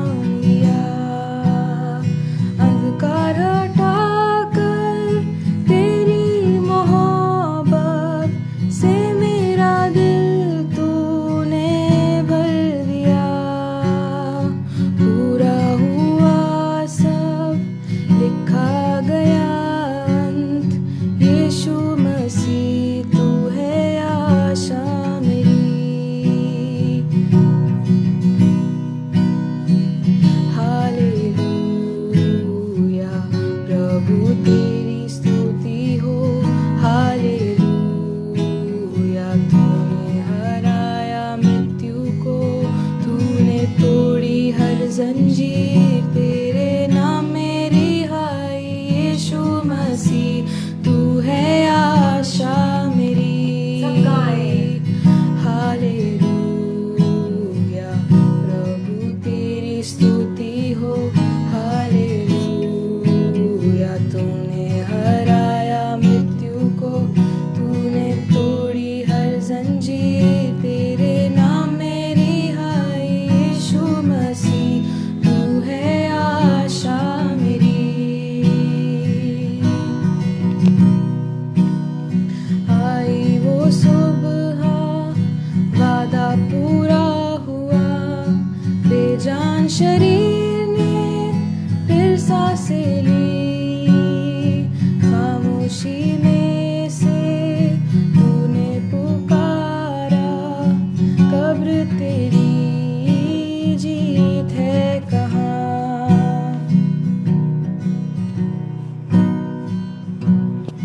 आप अगर खुद को बेजान महसूस कर रहे हैं, अगर आपको लग रहा है कि शरीर में जान नहीं, अगर आपको लग रहा है हालातों में जान नहीं, तो मैं आपको बता दूं, जिस तरह से हम गाएंगे इस वक्त, बेजान शरीर में फिर से जान आई यीशु की, उसी तरह से आपके बेजान हालातों में, आपके बेजान शरीर में भी फिर से जान आएगी यीशु के सामर्थ्य से। विश्वास से गाइए। आई वो सुबह, वादा पूरा हुआ, बेजान शरीर ने फिर सांसें ली। खामोशी में से तूने पुकारा, कब्र तेरी जीत है कहाँ। ओ यीशुआ तेरी जय हो सदा। खबर तेरी जीत है कहाँ। यीशुआ तेरी जय हो सदा। हालेलुया, प्रभु तेरी स्तुति हो। हालेलुया, तूने हराया मृत्यु को, तूने तोड़ी हर जंजीर, तेरे नाम में रिहाई। यीशु मसीह तू है आशा मेरी। हालेलुया, प्रभु तेरी स्तुति हो। हालेलुया, तूने हराया मृत्यु को, तूने तोड़ी हर जंजीर, तेरे नाम में रिहाई। यीशु मसीह तू है आशा मेरी। यीशु मसीह तू है आशा मेरी। यीशु मसीह तू है आशा मेरी।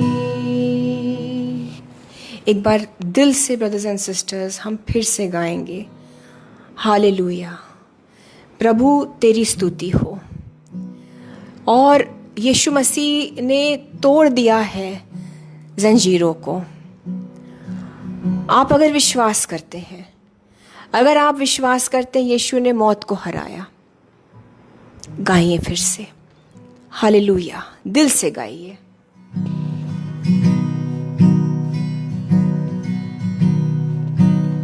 किसने था सोचा कि ऐसी दया मिलेगी हमको भरपूरी से। युगों का राजा महिमा को छोड़कर अपनाया मेरे शर्म और गुनाह। क्रूस से मैंने पाई है माफी, मैं हो गया उस राजा का सुंदर मसीहा।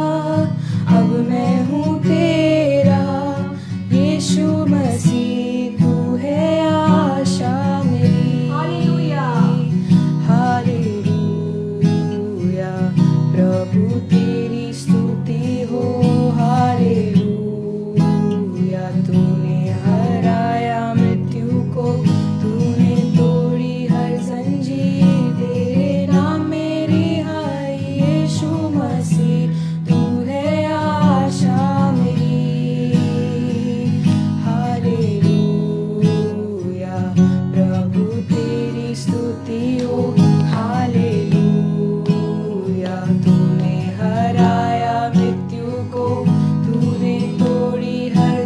जी तेरे नाम में रिहाई, यीशु मसीह तू है आशा मेरी, यीशु मसीह तू है आशा मेरी, यीशु मसीह तू है आशा मेरी। Hallelujah, hallelujah, hallelujah. Our only hope brothers and sisters, एकमात्र उम्मीद सिर्फ यीशु मसीह। हालेलुया। आप विश्वास करते हैं? आप प्लीज़ एक बार फिर से बोलिए, कहिए यीशु मसीह सिर्फ आप ही है आशा मेरी। कहिए दिल से, कहिए यीशु मसीह मैं सिर्फ आप पर उम्मीद रखता हूँ, मैं मनुष्य पर नहीं भरोसा करती, मैं मनुष्य पर नहीं भरोसा रखता। कहिए यीशु मसीह आप मेरी आशा है, आप ही मुझे चंगा करेंगे, आप ही मुझे उस पार ले जाएंगे, आप ही मुझे वापस रेस्टोर करेंगे। यीशु आप ही हमें बेथेल को ले जाएंगे। मैं आपसे बताना चाहती हूँ in the name of Jesus Christ, वक्त आ गया है। अगर आप बहुत टाइम से बेथेल के बाहर हैं, अगर आप बहुत टाइम से उस आराम की जगह से बाहर है ब्रदर्स एंड सिस्टर्स, अगर आपको बड़ा टाइम हो गया है इस एक ही दशा में, उस एक ही जगह पर, उस एक ही हालात में, मैं आपसे कहना चाहती हूँ विश्वास रखिए, आपका हाथ पकड़कर यीशु मसीह आपको बेथेल वापस ले जाने वाले हैं। वो ज़रूरी नहीं है वो सेम जगह जहाँ से आप निकले थे, लेकिन ज़रूर वो एक रेस्ट की जगह होगी, एक्सक्यूज़ मी, एक कंफर्ट की जगह होगी, चंगाई की जगह होगी, आराम की जगह होगी। आप बिलीव करते हैं, आप विश्वास करते हैं? कहिए प्रभु यीशु आप मुझे मेरे बेथेल में लेकर जाएंगे। यीशु आप मुझे मेरे प्रतिज्ञा के उस देश में, मेरे प्रतिज्ञाओं के उस जगह पर लेकर जाएंगे। आमीन। फिर चाहे वो आपके लिए जो भी प्रतिज्ञा करी है यीशु ने, वो चंगाई की प्रतिज्ञा, वो मिनिस्ट्री की प्रतिज्ञा, वो अच्छे जॉब के लिए आपको यीशु ने जो एक वाचा बांधा है आपसे, जिस तरह से याकूब से कहा मैं तुम्हें वापस लाऊंगा, यीशु मसीह आपके हाथ को पकड़कर लेकर जाएंगे। और इस वक्त यीशु आपके हाथों को पकड़े हैं ब्रदर्स एंड सिस्टर्स। मैं चंगाई के लिए दुआ करना चाहती हूँ, मैं चंगाई के लिए प्रे करना चाहती हूँ। आप अगर बीमार हैं शरीर में, वही पवित्र आत्मा, सिस्टर सीमा सिंह जी आप भी प्लीज रिसीव करिए। वही पवित्र आत्मा जो यीशु मसीह को जिसने जिलाया, वही पवित्र आत्मा जिसने यीशु को जिंदा किया, वही पवित्र आत्मा आप सबके शरीरों में इस वक्त काम कर रहा है। सिस्टर सीमा आपके पेट के निचले हिस्से में, आपके पेट के ऊपर वाले हिस्से में भी, आपके पूरे डाइजेस्टिव सिस्टम में, आप लोगों के हाथों में, पैरों में, आपके गुर्दों में, आपके किडनीज में, यस हालेलुया, आपके हृदय में, आपके शरीर के उन अंगों में जहां चीजें काम नहीं कर रही हैं, वही पवित्र आत्मा यीशु मसीह का इस वक्त जीवन दे रहा है। वचन बताता है दैट सेम होली स्पिरिट, वही पवित्र आत्मा जिसने यीशु को मुर्दों में से जिलाया, वो आपके और मेरे मॉर्टल बॉडीज में काम करता है। वही पवित्र आत्मा आपके शरीरों में इस वक्त चंगाई का काम कर रहा है। हर एक अंग जो मुर्दा हो चुका है, जो ठीक से काम नहीं कर रहा, हर एक ऑर्गन, हाथों पैरों में भी अगर कोई नस दबी हुई है, अगर कहीं भी कुछ भी ठीक से काम नहीं कर रहा, इन the name of Jesus Christ वो जी उठे यीशु के नाम से। सिस्टर सीमा सिंह जी, आप उसी पवित्र आत्मा के सामर्थ को रिसीव करिए। वही जीवन देने वाला सामर्थ आपके पेट में अग्नि के समान उस शैतानी रोग और बीमारी को, उस बेआरामी को नष्ट कर रहा है in the name of Jesus Christ. बहन सीमा, पवित्र आत्मा की अग्नि, पवित्र आत्मा के सामर्थ को अपने पूरे पेट में रिसीव करिए यीशु के नाम से। आप अपने आंखों में आप सब चंगाई को रिसीव करिए।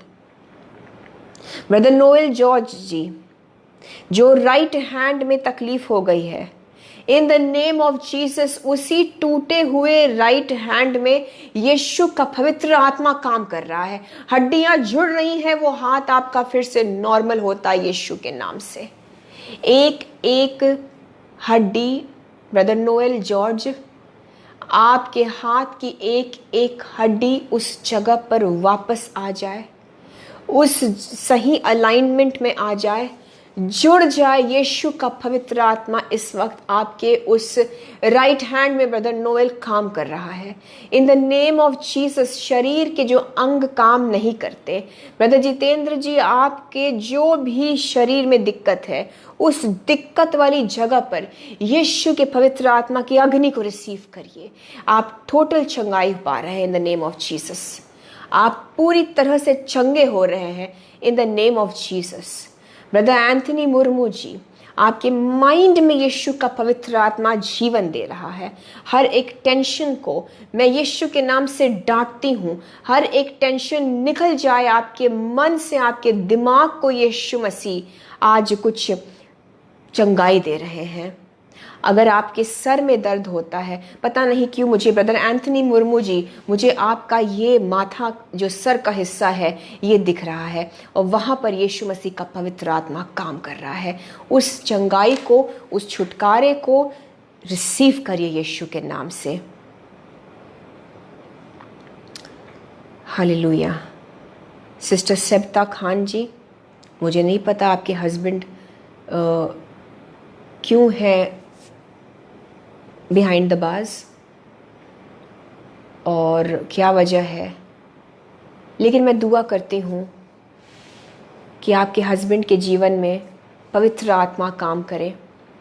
सिस्टर सेप्ता जी, आपके हस्बैंड के जीवन में पवित्र आत्मा काम करे, और वही पवित्र आत्मा जिसने पौलुस को और सिलास को उन बंद सलाखों के पीछे से छुड़ाया, निकाला, आपके पति को भी पवित्र आत्मा के सामर्थ के जरिए से खुदावंद यीशु मसीह ज़रूर से रिहा करें in the name of Jesus. Hallelujah. Yes brother Gulzar Daniel ji, आपकी बेटी के कंप्लीट हीलिंग के लिए हम दुआ करते हैं। उनके शरीर में, इस बच्ची के शरीर में यीशु मसीह के होली स्पिरिट को मैं मांगती हूँ कि काम करे। हर वो मुर्दा चीज, हर वो मुर्दा हिस्सा जी उठे यीशु के नाम से। यीशु की सांसें मैं आपकी बेटी के शरीर के अंदर, brother Gulzar Daniel ji, I think her name is Jasmine, मैं जैस्मिन के शरीर के अंदर डिक्लेयर करती हूँ कि यीशु की सांसें आ चुकी हैं। यीशु की सांसें जीवन दे रही हैं उसके पूरे शरीर में। बीमारी नष्ट हो जाए यीशु के नाम से। Hallelujah, hallelujah. सिस्टर मिथ निर्मल जी, स्मिता जी, आप शायद स्मिता जी हैं जैसा कि आप बताती हैं, आपके माइंड को यीशु मसीह छू रहे हैं, आपके मन को यीशु मसीह छू रहे हैं, आपके मन को यीशु मसीह हील कर रहे हैं, रिहा कर रहे हैं। आप में से बहुतों के मनों को यीशु मसीह चंगा कर रहे हैं, मुक्त कर रहे हैं, आज़ाद कर रहे हैं। माइंड में हीलिंग को रिसीव करिए।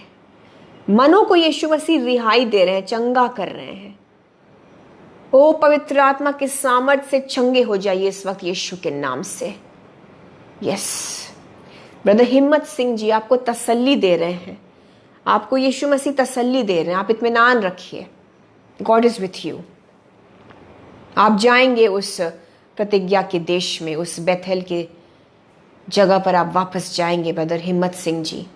यीशु मसीह आपके हाथ को पकड़कर आपको ले जाएंगे उस प्रतिज्ञा के देश में। हालेलुया। यस सिस्टर मंजू के लिए इस वक्त हम दुआ करते हैं, जो उनको नींद नहीं आती है। यीशु मसीह अपने हाथ को इस बेटी के सर के ऊपर इसी वक्त रखे और हर एक शैतानी जुआ जो है वो टूट जाए यीशु के नाम से। इसी वक्त मैं जीसस के नाम से दुआ करती हूँ, सिस्टर मंजू के ऊपर से वो शैतानी जुआ इस वक्त टूट जाए यीशु के नाम से। हालेलुया। हम इस वक्त स्पेशली दुआ करते हैं डॉक्टर एनी शेबी के लिए, जो कि कार्डियक फेलियर की वजह से आईसीयू में है। In the name of Jesus Christ, heart के इस सीरियस कंडीशन में यीशु मसीह डॉक्टर एनी के लिए हम मांगते हैं कि आप उनके हृदय पर इस वक्त अपने हाथ को रखें। सारे जो ब्लॉकेजेस हैं आर्टरीज में, वेन्स में, और जो भी प्रॉब्लम है हार्ट से कनेक्टेड, ब्लड जो पंप नहीं हो पा रहा है, in the name of Jesus, O Yeshu का सामर्थ आ जाए डॉक्टर एनी के अंदर। In the name of Jesus Lord, may her heart live in the name of Jesus. Yeshu आपका लहू पंप होने पाए डॉक्टर एनी के हृदय में। इन the name of Jesus, the blood of Jesus, the blood of Jesus I declare is in Dr. Annie's heart, and her heart will function normal in the name of Jesus. जो blood को pump करने की जो प्रक्रिया है, यीशु मसीह आपके सामर्थ्य से वो नॉर्मल होने पाए। और आप में से जितनों को भी हार्ट प्रॉब्लम्स है, कार्डियक अरेस्ट हो चुका है या ऐसी कोई भी दिक्कत है, in the name of Jesus Christ आप चंगे हो रहे हैं इस वक्त। यीशु मसीह का सामर्थ आपके दिलों में काम कर रहा है।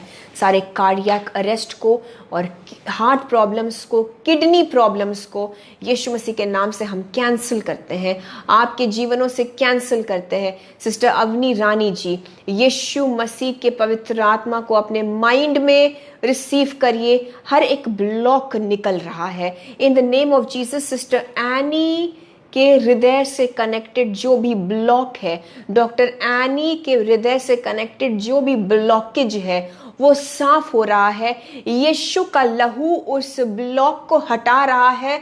In the name of Jesus I declare no more blockage, चाहे वो जिस भी लेवल का ब्लॉकेज हो, it is finished in the name of Jesus. Yeshu का लहू उस ब्लॉकेज को पुश कर रहा है बाहर इन द नेम ऑफ जीसस, और वो ब्लॉकेज नहीं रहा, यीशु का लहू बह रहा है उस जगह पर। डॉक्टर एनी के लिए हम दुआ करते हैं, हम ये बोलते हैं, हम ये डिक्लेयर करते हैं यीशु के नाम से। और आप सभी के हृदय के लिए मैं बोलती हूँ, सारा ब्लॉकेज, कोलेस्ट्रॉल की दिक्कत जो जमा हुआ है प्लाक आर्टरीज में, वो यीशु का लहू इस वक्त उसको साफ कर रहा है, साफ कर रहा है in the name of Jesus. Sister Dipanita Ghosh, आपके ब्लड प्रेशर को मैं नॉर्मल हो जाने का आदेश देती हूँ in the name of Jesus. Sister Dipanita, Yeshu Masih का लहू आपके सर के ऊपर आ रहा है, कुछ चंगाई हो रही है in the name of Jesus. Sister Dipanita, उस चंगाई को रिसीव करिए मेरी बहन। उस कर्स को यीशु मसीह, बहन दीपानिता, सिस्टर अवनी ईरानी, उस कर्स को, उस श्राप को जीसस आपके सरों से तोड़ रहे हैं।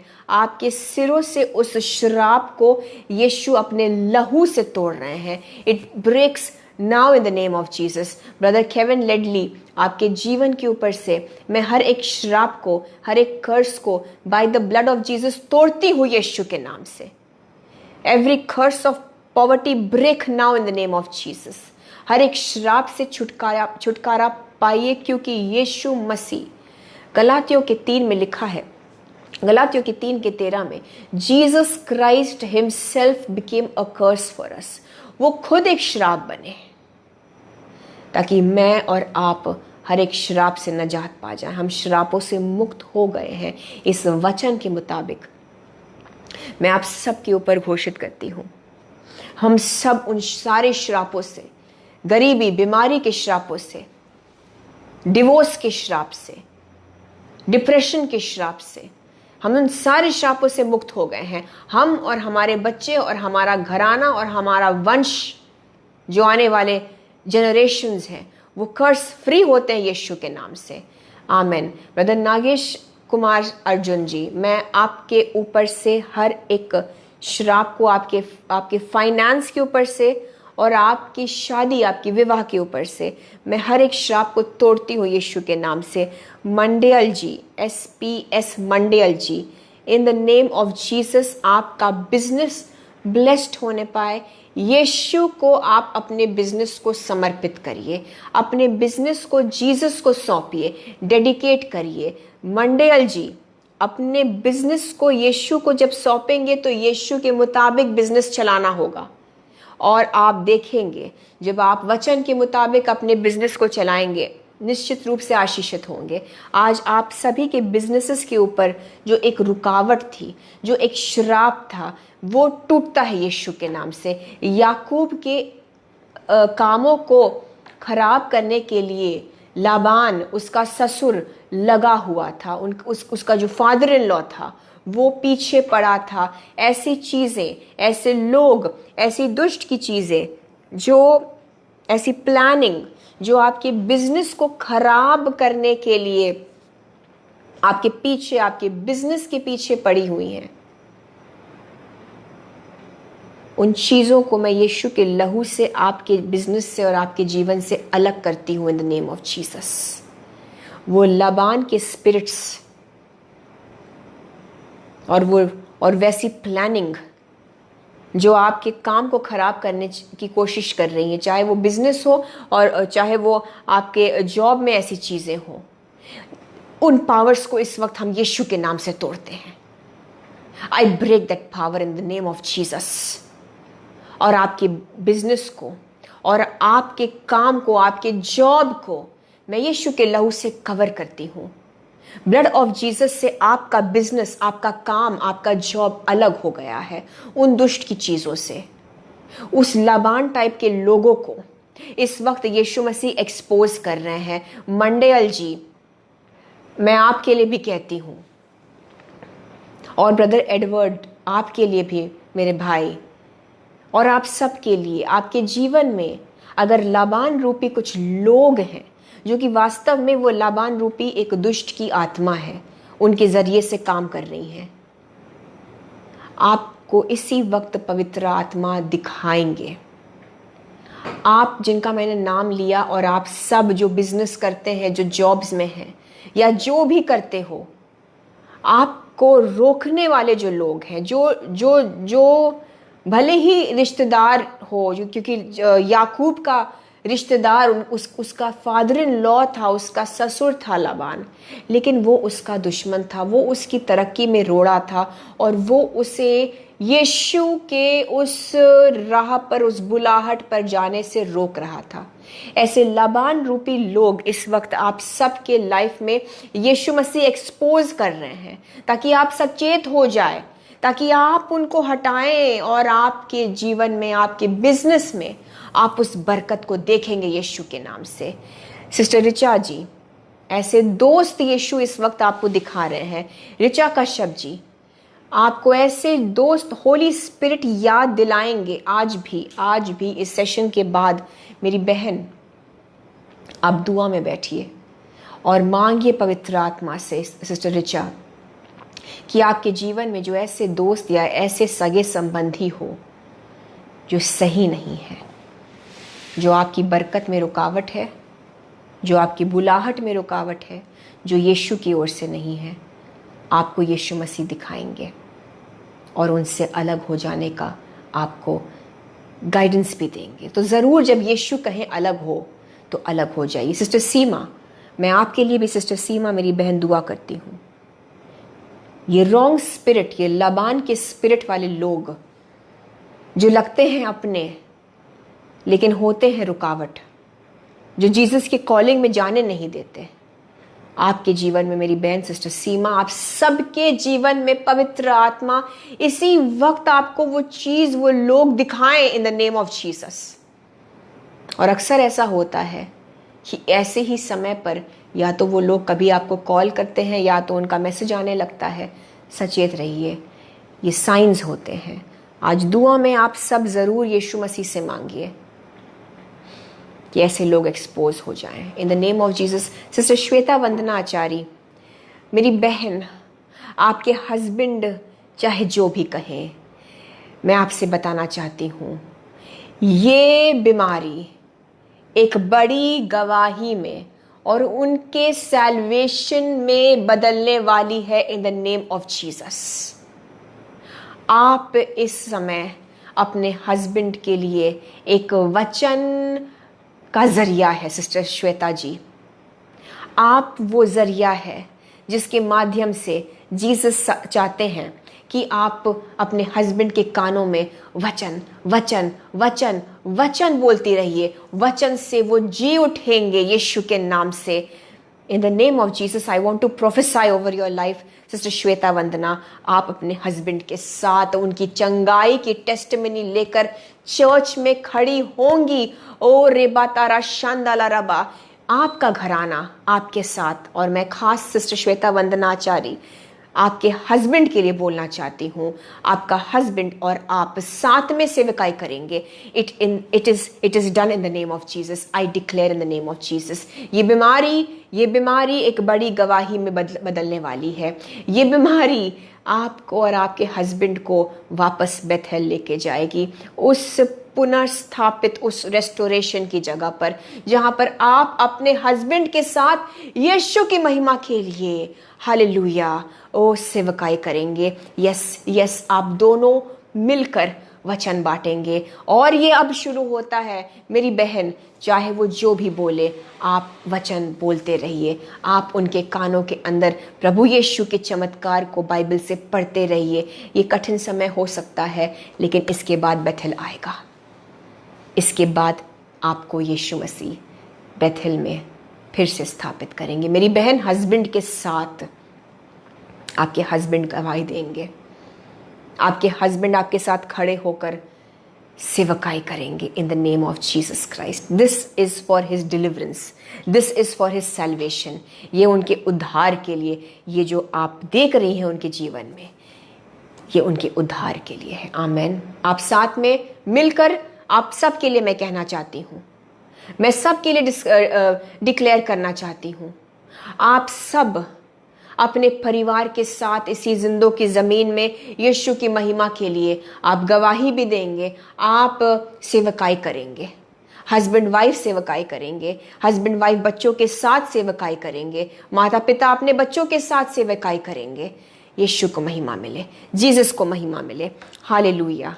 सिस्टर सोनू साफरी जी, मेरी बहन, God bless you, God bless you in the name of Jesus. आपके हृदय पर यीशु मसीह, आपके हृदय पर मेरी बहन सिस्टर सोनू सफरी जी, आपके हृदय पर यीशु अपने हाथ को रख रहे हैं, आपके मन को शांत कर रहे हैं।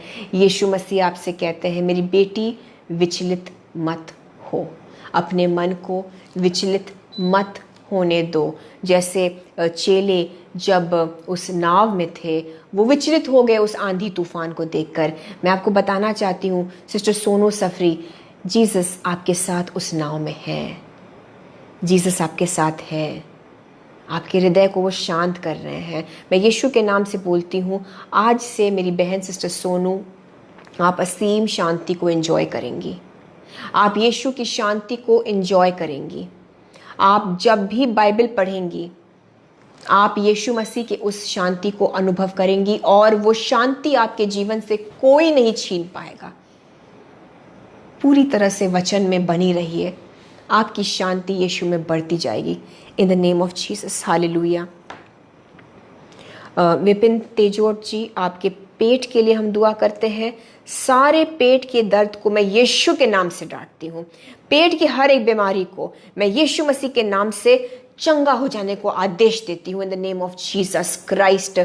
ओ hallelujah. Brother Vipin ji, brother Vipin, आपके पेट में इस वक्त यीशु मसीह का सामर्थ काम कर रहा है। And I just want to pray for your healings right now. आप सब अगर परिवार के सदस्यों की चंगाई के लिए दुआ करना चाहते हैं, प्लीज़ आइए साथ में करते हैं।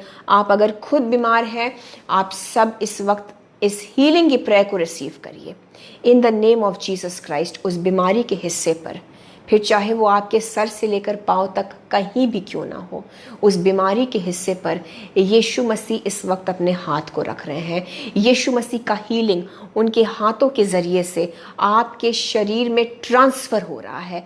और रिसीव करिए यीशु की चंगाई को, रिसीव करिए यीशु के जीवन को।